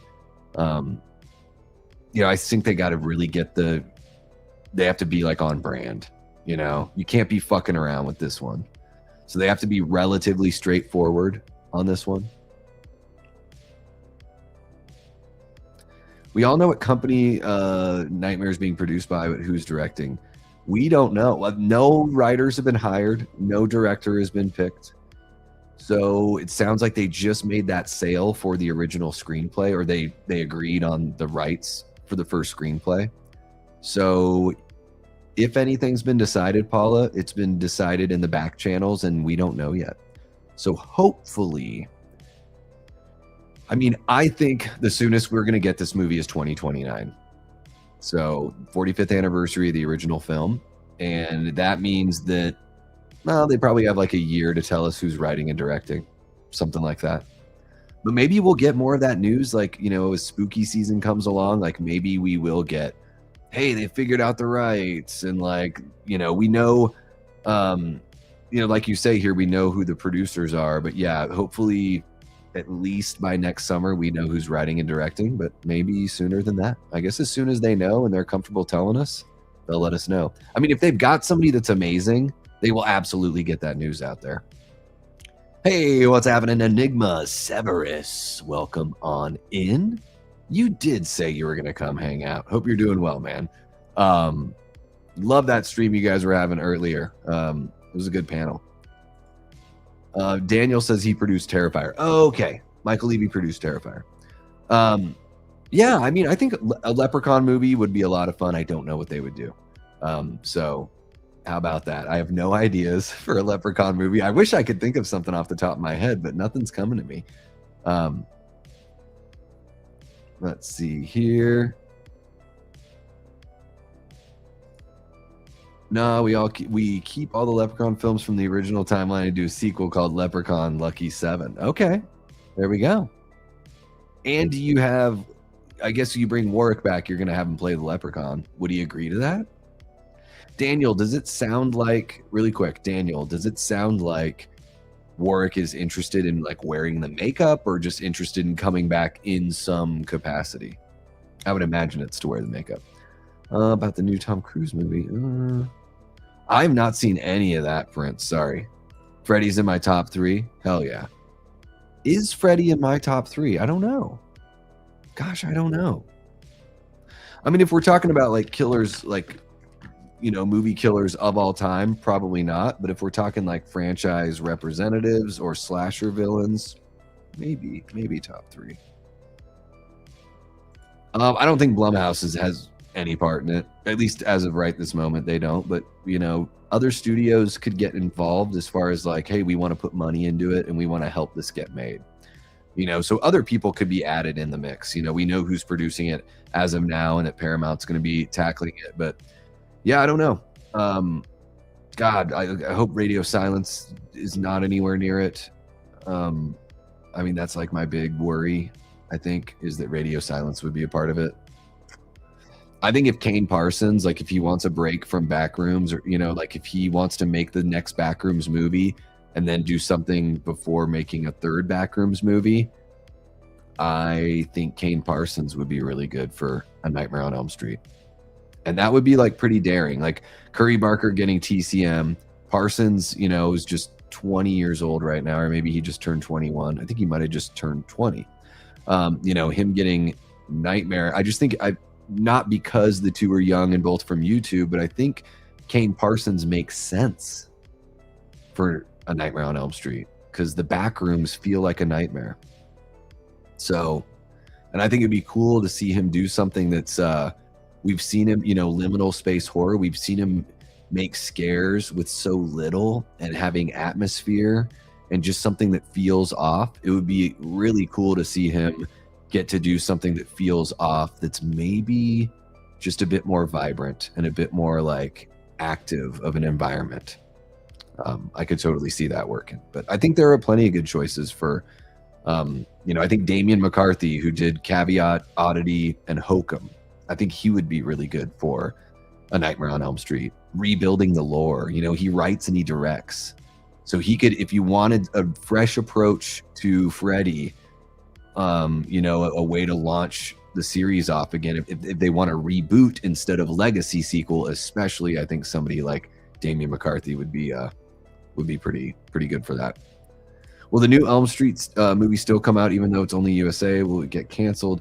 No, I think they're going to figure that out, Antonis. So Warner Brothers and New Line have the international rights, and then the Craven Estate and Paramount have the US rights. However, Paramount are one of the companies that are bidding to buy Warner Brothers, and New Line Cinema is part of Warner Brothers. So if Paramount gets that, they would absorb Warner Brothers and New Line. I would imagine that means absorbing the rights. And even if that deal takes a while to get through, because that deal could take like a year or more for it to be like finalized and go through, they could still come to terms and agree on, they could be like, hey, by the time the movie comes out, if the company hasn't absorbed your company yet, this is the amount that, you're going to get from the sales or the ticket sales for the film. Right.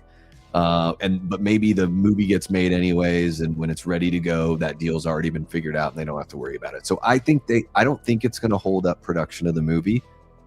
And Antonis, I would be, we're probably going to get a director announced within a year, and then, it's going to take a good couple years for it to go through pre-production, production, marketing, and then be released.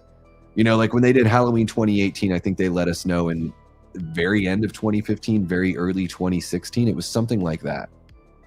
So usually we get word a couple years when it comes to horror movies like this. Usually it's 2 to 3 years we get an announcement that the movie's going to be coming out.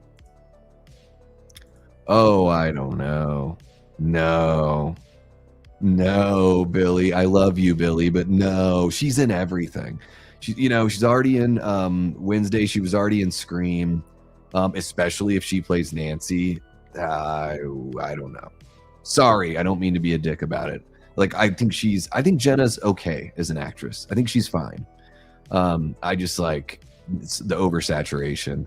Like, if they're going to cast somebody as Nancy, I need it to be an unknown. For me, Heather Langenkamp was an unknown. Robert Englund was relatively unknown. Johnny Depp was unknown.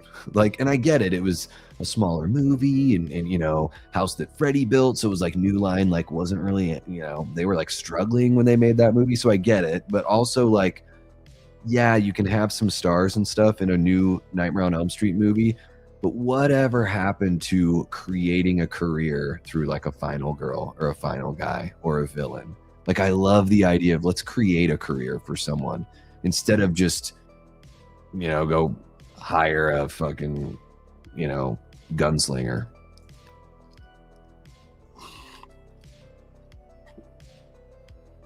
I don't feel quite that strongly, but I feel like she's been involved in quite a bit. Beetlejuice, Addams Family, Scream. Like, it's time for a break. God damn, guys, this fucking drink is amazing. Sour Punk Lemonade Ghost is amazing. Holy cow, closing in on 2 hours. Not a leprechaun. Man, really for me, the only ones I need are the first and third. And it is not for everyone. It's so silly. I love in the first movie, in the first Leprechaun, when they start throwing shoes, like I wish they never got rid of that because he like has to polish the shoe. It's just like this thing. It's like this, and I thought that was so funny. They're like trying to get away from him in a car and they just start like throwing shoes and he like feels compelled to pick up every shoe and like give it a quick polish. And like, I don't know, that shit cracked me up. I thought it was really funny. I'm still laughing about it.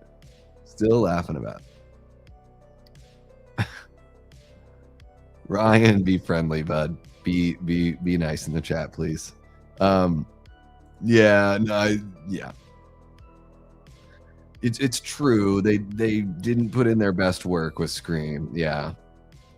Yeah.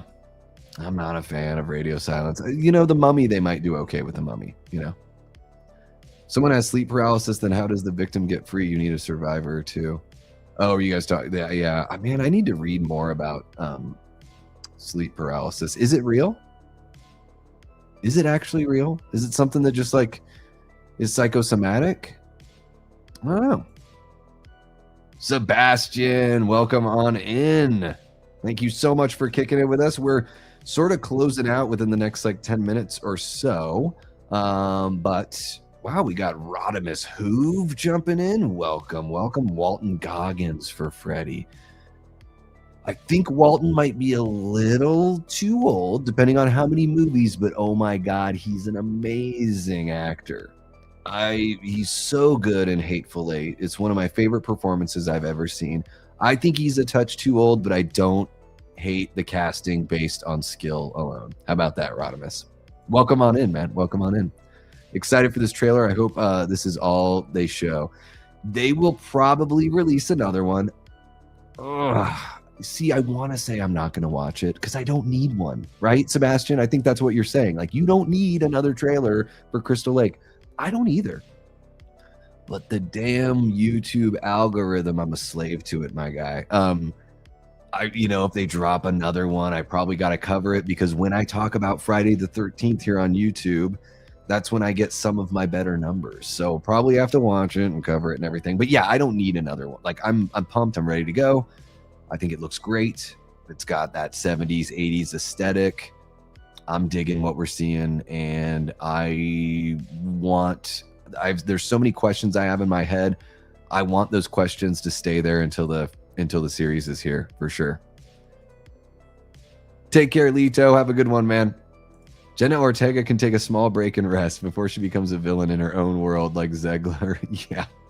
Yeah, sometimes it's just the oversaturation. It's cool to take a step back from some of these performers. I mean, I know we love them and everything, but I think another thing too is like for us as audience members to not be like to allow ourselves to sort of like see what else is out there. There's so many good performers in Hollywood and beyond, and it's like, we don't want to limit ourselves to the people that were like, oh, they were really good in this movie, so let's just give them every movie. The industry already does that enough. Hello, Pedro Pascal or Chris Pratt a few years ago. And it's just going to happen. It's going to happen in Hollywood no matter what. We definitely don't have to encourage it. And I'm not to say that Jenna Ortega is a bad actress or anything, but when I sit there and I think about A Nightmare on Elm Street or any franchise that's really like precious to me, I want the suspension of disbelief. And Jenna Ortega is such a big star now that I don't have that with her. It's the same reason why I wouldn't want to see Tom Cruise play Dr. Loomis. You know, it's like, it would just be weird. It would just like take me out of it. Now, Kurt Russell playing Dr. Loomis, okay. I know he's a big star. Maybe I'm just completely arbitrary and I don't make any sense at all. But yeah, we can do Kurt Russell. But Tom, you know what I mean? There's just certain folks that just, for me, take me out of it. I think Jenna Ortega would kind of take me out of it, unfortunately. Let's see here. Billy has the most nonsensical actor choices. Oh, Billy. Billy who? Oh, you're talking about Billy in the chat. Well, I mean, it's, you know, no shade on Billy for if Billy wants Jenna Ortega in there, that's completely fair.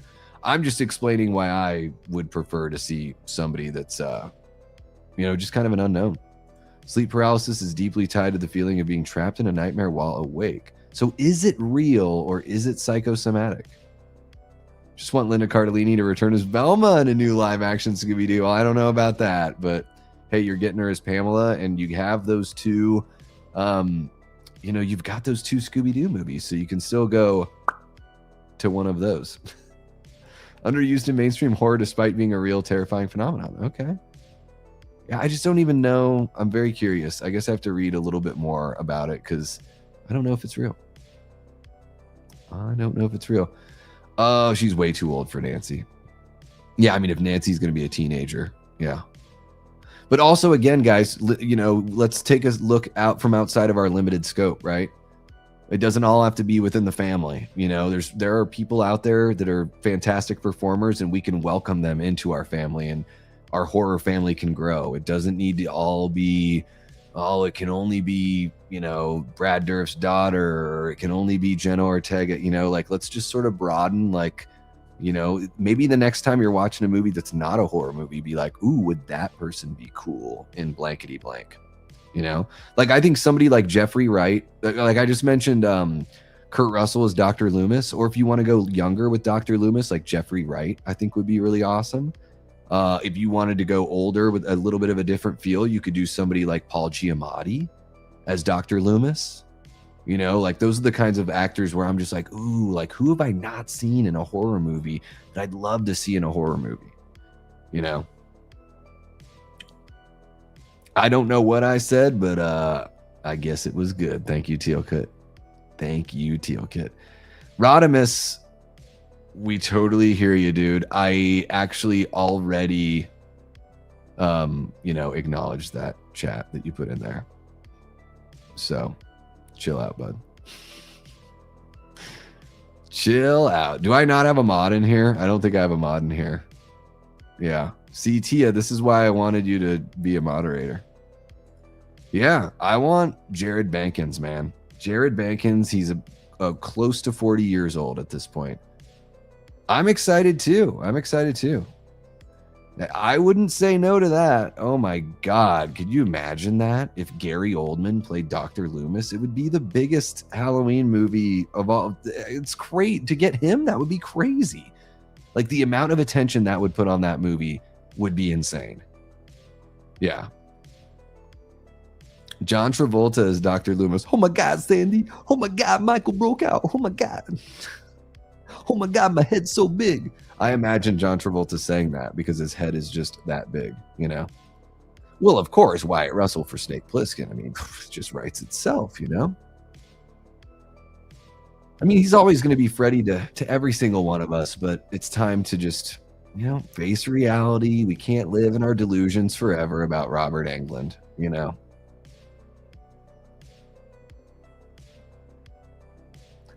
Well, she's probably close to 30 now. Right? She's like probably what, 25, 26? Yeah. I want to see Linda Cardellini when I think I downloaded the wrong Scooby. Wait, you want to see her or you went to see her and then it was it a naughty Scooby-Doo movie? Oh my God. 11 is Nancy. I mean, yeah. Can she drain her lips? Her lips are brutal, dude. Millie Bobby Brown. Like, I don't even get when people People are like, oh, I don't want to shame someone on their looks. No. You look fucking ridiculous. Somebody needs to shame you. Yeah, you're already a millionaire that gets to, you know, play pretend for millions of dollars. I don't think I need to protect your ego about your weird fucking lips, you know, that you did to yourself that are not natural. Bizarre stuff, especially for someone her age.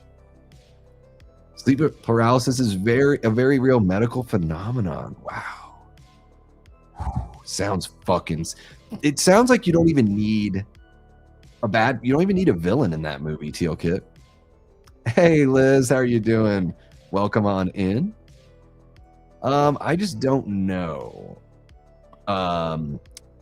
Yeah, I don't know, because there's somebody in here and I just don't know about him, Liz. I just don't know. I have my suspicions. I mean, she's tiny, but yeah, she's not like in Scream. In the first Scream, it worked out. That was 4 years ago. Close enough. People in their 20s play teenagers all the time. I just don't think she should be playing a teenager for fucking 10 years straight. Jared Bankins. Do you want to see a picture of Jared Bankins, Daniel? I've been talking about this guy for 3 years. One of my first videos on the channel was me fan casting Jared Bankins as Freddy Krueger. So let me bring up some pictures of him. I did this the other night. I think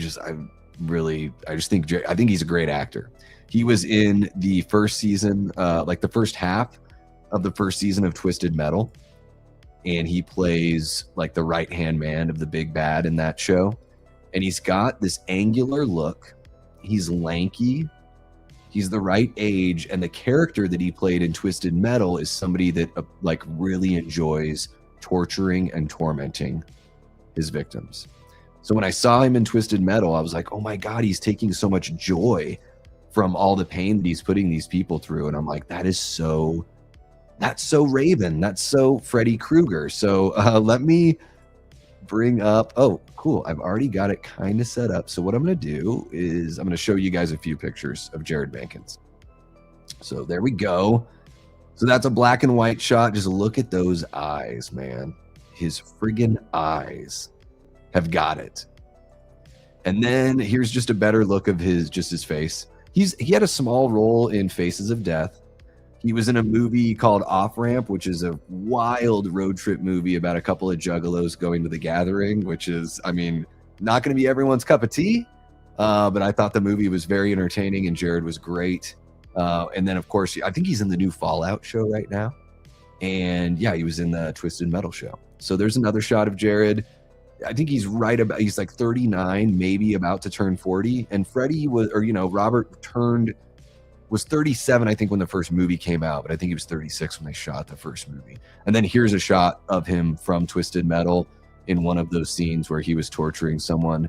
He's just got, I don't know, to me, he's the perfect combination of, he's the right age. I dig him as an actor. I think he's got an interesting, compelling look that could be really cool for Freddy and a little bit different, but fitting to what we know. And he's played characters like this before. He's not well known. There's like 5 points of how awesome it is. How awesome of a fit Jared Bankins is to play Freddy Krueger. And yeah, I mean, I still believe it. Like, I have been lobbying for this guy, and I would love to see him get an opportunity like this.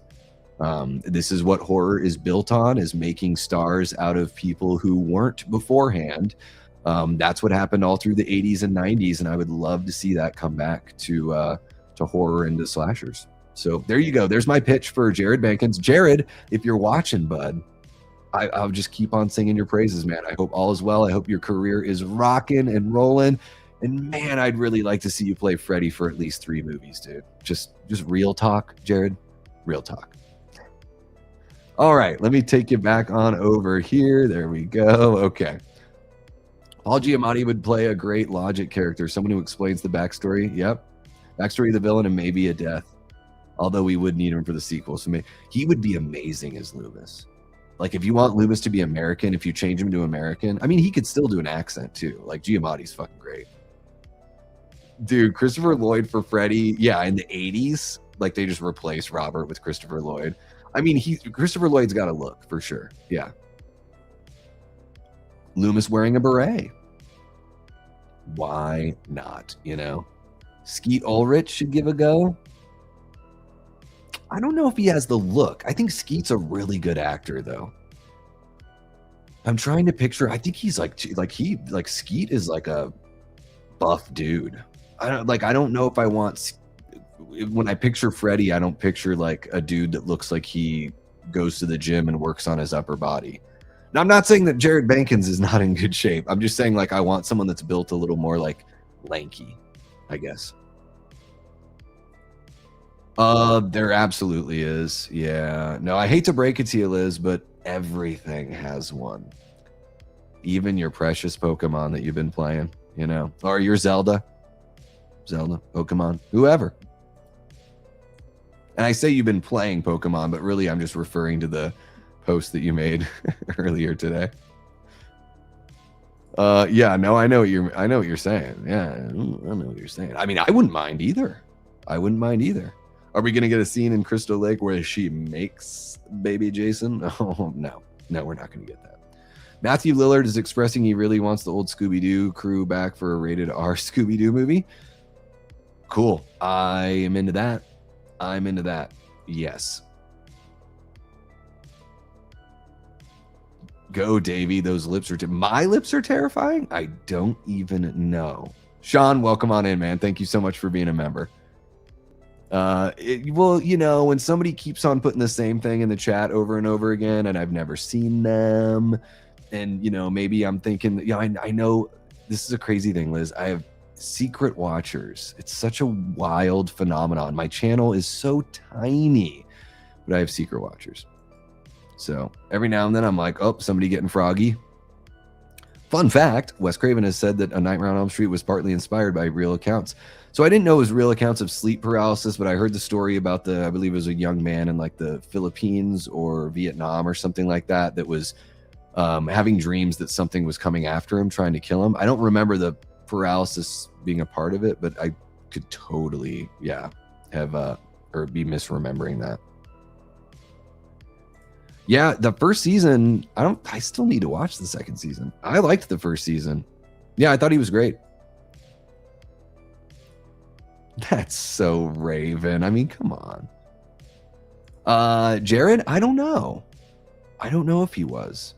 He's got that look though, huh? He does look the part. Yeah. And if you watch if you guys have seen him perform, seriously, it's so funny. You can go back on my channel. It's one of the first videos I ever did. It's probably hilarious to watch me back then. You know, I'm always still figuring it out, but like really figuring it out then.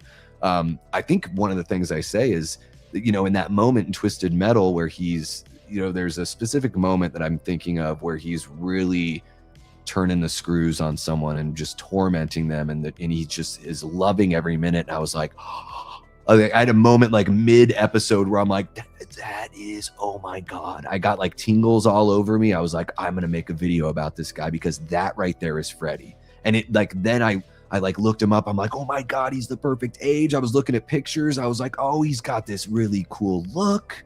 Like he doesn't look too much like Robert, but he looks like you could totally see him as Freddy.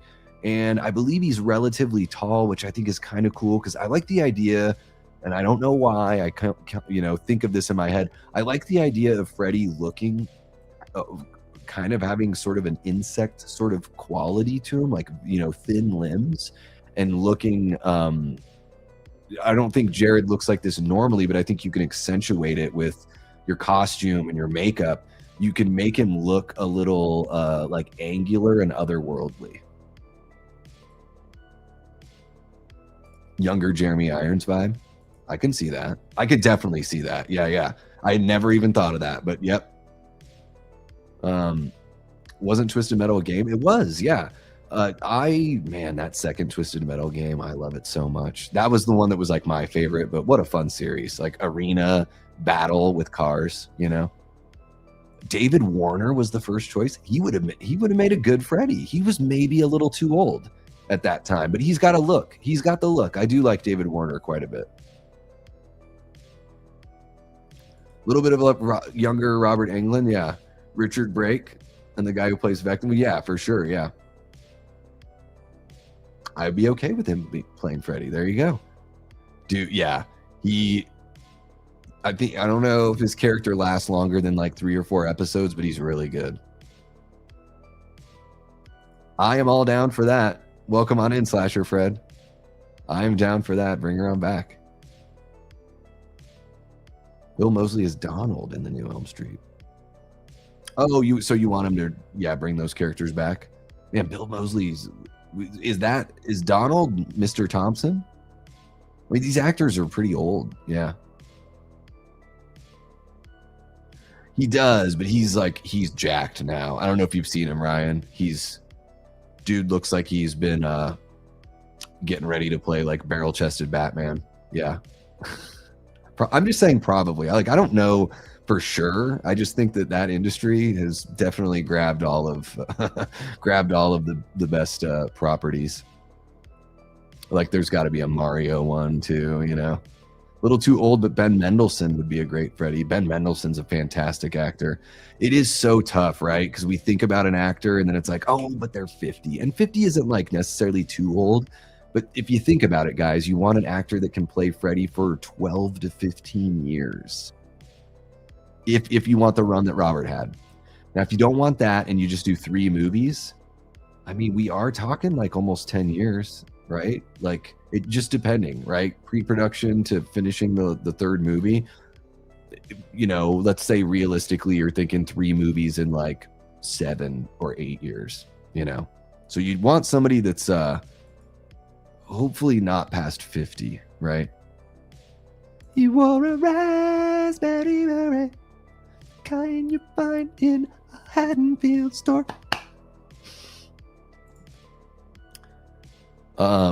Pretty much. Yeah.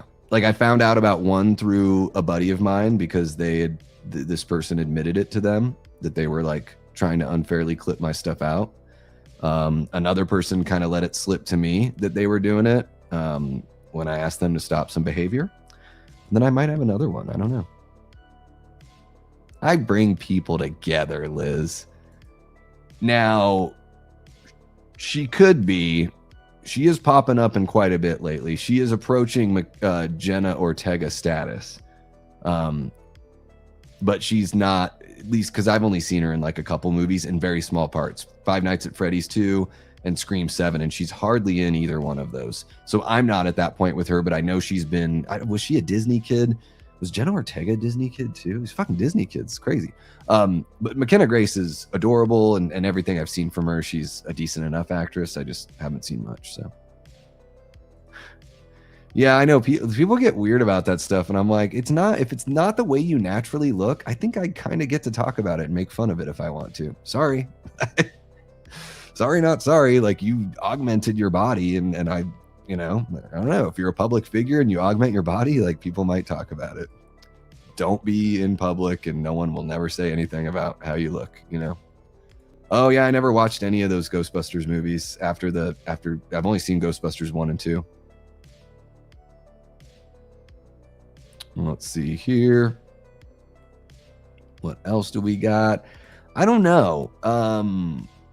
Jared Bankins. I'm going to share this whole thing with Jared. 6'2". 6'2", he's 39 years old. He'll be 40 next February. So he is perfect age. Perfect age to play Freddy. And yeah, if you want to go watch Davey at the beginning of his YouTube quote-unquote career, you can go hear me talk about him there. Twisted Metal Black, that's good too. Yeah. Was that the 4th one? 3rd or 4th? All right, guys, I think I'm going to wrap it up here. We're about 2 hours, 15 minutes. I know I was really late, but I gave you guys that extra hour. How about it? Just joining now was editing my Evil Dead ranking video. I'm so hyped for this Freddy news, and the Crystal Lake trailer looked solid. Yeah, love the trailer. And with Freddy, I'm just so curious to see where they go with it. We've got some time to figure it all out, but yeah, Blake, we're just about to wrap things up here. Welcome on in, man. If you want to drop any thoughts you've got, I mean, I know you make your own videos as well. So guys, if you haven't subscribed to Far From Blake and you want to know what he's got to say, you can jump on over there. Blake, also feel free to jump on into the comments there, or the comments as I like to call them. Thank you so much, man. Appreciate you, Enigma. Hope you have a great rest of your night, bud. We'll see you soon. Okay, guys. Yeah, I think that's going to wrap it up for me here. Take care, Liz. Have a good one. Eli is back. There you go. Yeah, not too tall, but 6'2" for an actor is pretty tall because a lot of actors are relatively short.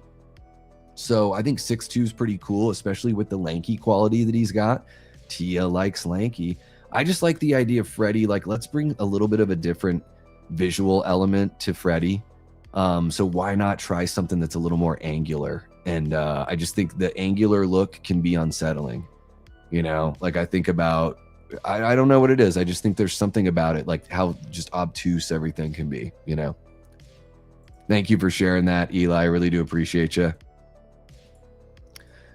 Do we want a Freddy that could potentially get matched up with Jason again? I think we could. Or do we want that? I could go either way. I don't need them to ever fight again in a movie. You know, I don't need it. But it could happen. It could happen. I think it's best, like, at this point, I hope they're not thinking about that. I hope both parties are like, let's just make sure we make something good for this thing. Got to make sure Crystal Lake's solid so we can make some Jason movies after. If the show isn't solid, the show's going to be used to gauge interest in Jason Voorhees, like broad mainstream interest. And then with Freddy, yeah, you want to make sure you get that right. And you want to think like in maybe 10 years, you would have a team up movie, maybe, you know, but really make sure we get started on the right foot. One last thing about Freddy and Jason, you have, what do you got? What do you got? Well, Google says 6'2". I don't know. Hey, what's happening, Matt? Welcome on in, man. Mark Duplass says Freddy. Okay. I'm not going to say I hate it. I always think of The League when I think of Mark Duplass because that's where I saw him first. But I think he's got the chops. I don't know if he has the look for me, but I do think he has the chops. Thank you so much, IPN. Really do appreciate you, man. Yeah, you're sneaking in at the end. Look at you. Look at you guys sneaking in. Did I miss Sean? Did I miss Sean there? Sean, are you heading out? Looks like I might have missed it. Sean, take care, bud. Hope you have a good one. Take care there, Teal Kit. I'm asking you anything else about the two. Anything else? I don't think so. Like right now, I think with everything that you guys sort of brought up and, you know, either asked me or you know, you gave your own thoughts and theories and everything. I think I got everything that I wanted to say, you know, just out through, you know, that conversation. So, you know, all that might change once we, you know, we're probably gonna get a full trailer for Crystal Lake, and I will cover it because, like I said, I cover Friday the 13th stuff here. But I think, you know, Crystal Lake is like, my excitement point is probably about as high as it's gonna get. I'm just like, I'm ready for the show, and to me, it looks like it is going to be enjoyable. I don't know if it's gonna like knock my socks off or anything, but it looks pretty damn solid. And then with Nightmare on Elm Street with Freddy, that is the kind of news where I'm like, okay, well, this is cool, but we really don't know what it means, which is why I wanted to talk about it with you guys. It's like, is it a remake, reboot, legacy sequel, something else? I don't know. And, you know, we don't know who the director is. We don't know who's going to write it. All we know is that it's based on the original screenplay, which can mean so many different things. So I think it's going to be, you know, really interesting watching that news develop, Daniel. And we might get, you know, like I said, around spooky season, we might get a little info drip on A Nightmare on Elm Street. Or, you know, maybe it will be about a year and we'll find out who's writing and directing it. So, yeah, I'm looking forward to all that. And I will bring it to you guys as soon as we've got it. You all know that I love checking out, you know, the horror news and keeping you guys up to snuff on everything. And it's really important to me to go to reputable sources and to not be giving you guys clickbaity nonsense. So that is my ask of all of us as horror fans. Guys, there are going to be pictures that get posted online that's like, this person is going to be Freddy because like an actor said, I'd like to play Freddy. And then it's just like, boom, it's going to happen. You know, like you guys know what I'm talking about. Those things are out there.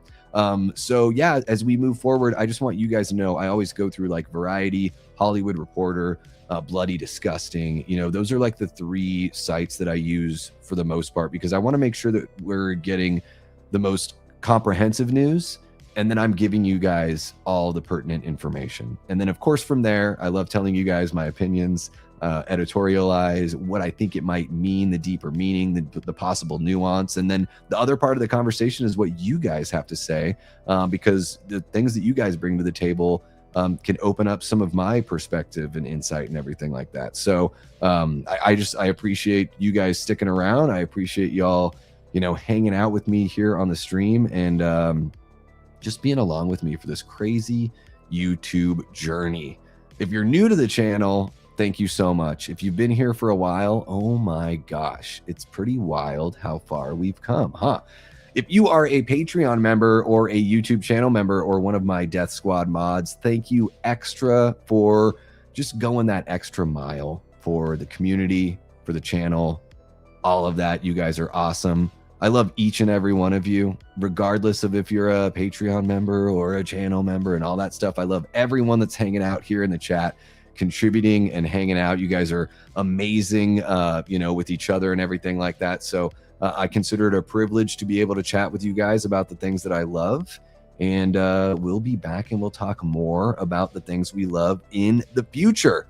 Speaking of which, I owe you guys a stream this weekend. That stream will be on Friday night, I believe. And how about I put a poll on the community side of the channel and see what you guys want to do for a stream on Friday. I'm guessing Paula Fitzhenry wants a watch party, and we'll see what everyone else has to say about that. Sean, my 1-year sobriety anniversary is August 6th. The last time I had a drink was August 5th of last year. So August 6th will be 1 year. I'm looking forward to it, man. Thank you so much for hanging out, Daniel. Really do appreciate you. Yeah, it's the 6th is my anniversaries or whatever. Original idea of Crystal Lake was to do a season. Yeah, man, that is crazy to me that they said that at one point. I hope they don't do that, Ryan, just for like everyone's sake. I love the franchise. Like I love Friday the 13th, and that's why I don't want to see 10 seasons of the show where each season's a movie. I think that's a bit much. I would rather get to more movies quicker, and movies that are not full on retreads for sure. Thank you so much, Eli. Really do appreciate you. See, there she is. Paula's right there with the watch party. Yeah, I'll put a poll out there, guys, so you all can vote on what you want. I know I've been doing a lot of watch parties lately, but if that's what you want, I'm here for you guys. And ultimately, you are the ones who, purchased or helped reach the super chat goal. So thank you so very much, guys. Sunday's my birthday. I will be on Sunday at 3 p.m. Eastern. So yeah, keep an eye out for that too. We'll do a chill Sunday horror hangout. All right, guys, that is going to wrap it up for this one. Thank you so much for hanging out for almost 2.5 hours. Shout out to everyone that threw down a super chat. We got Paula Fitzhenry, Jigsaw again, Tia Nina, Jigsaw yet again, Antonis Andriotis. But not only that, guys, Tia celebrating 8 months of channel membership, and Eli Cortez with 23 months of channel membership. Thank you so very much, guys. You all are awesome. That is going to wrap it up for this one, but you know how we end these things, right?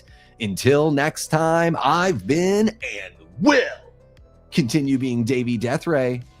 Take care.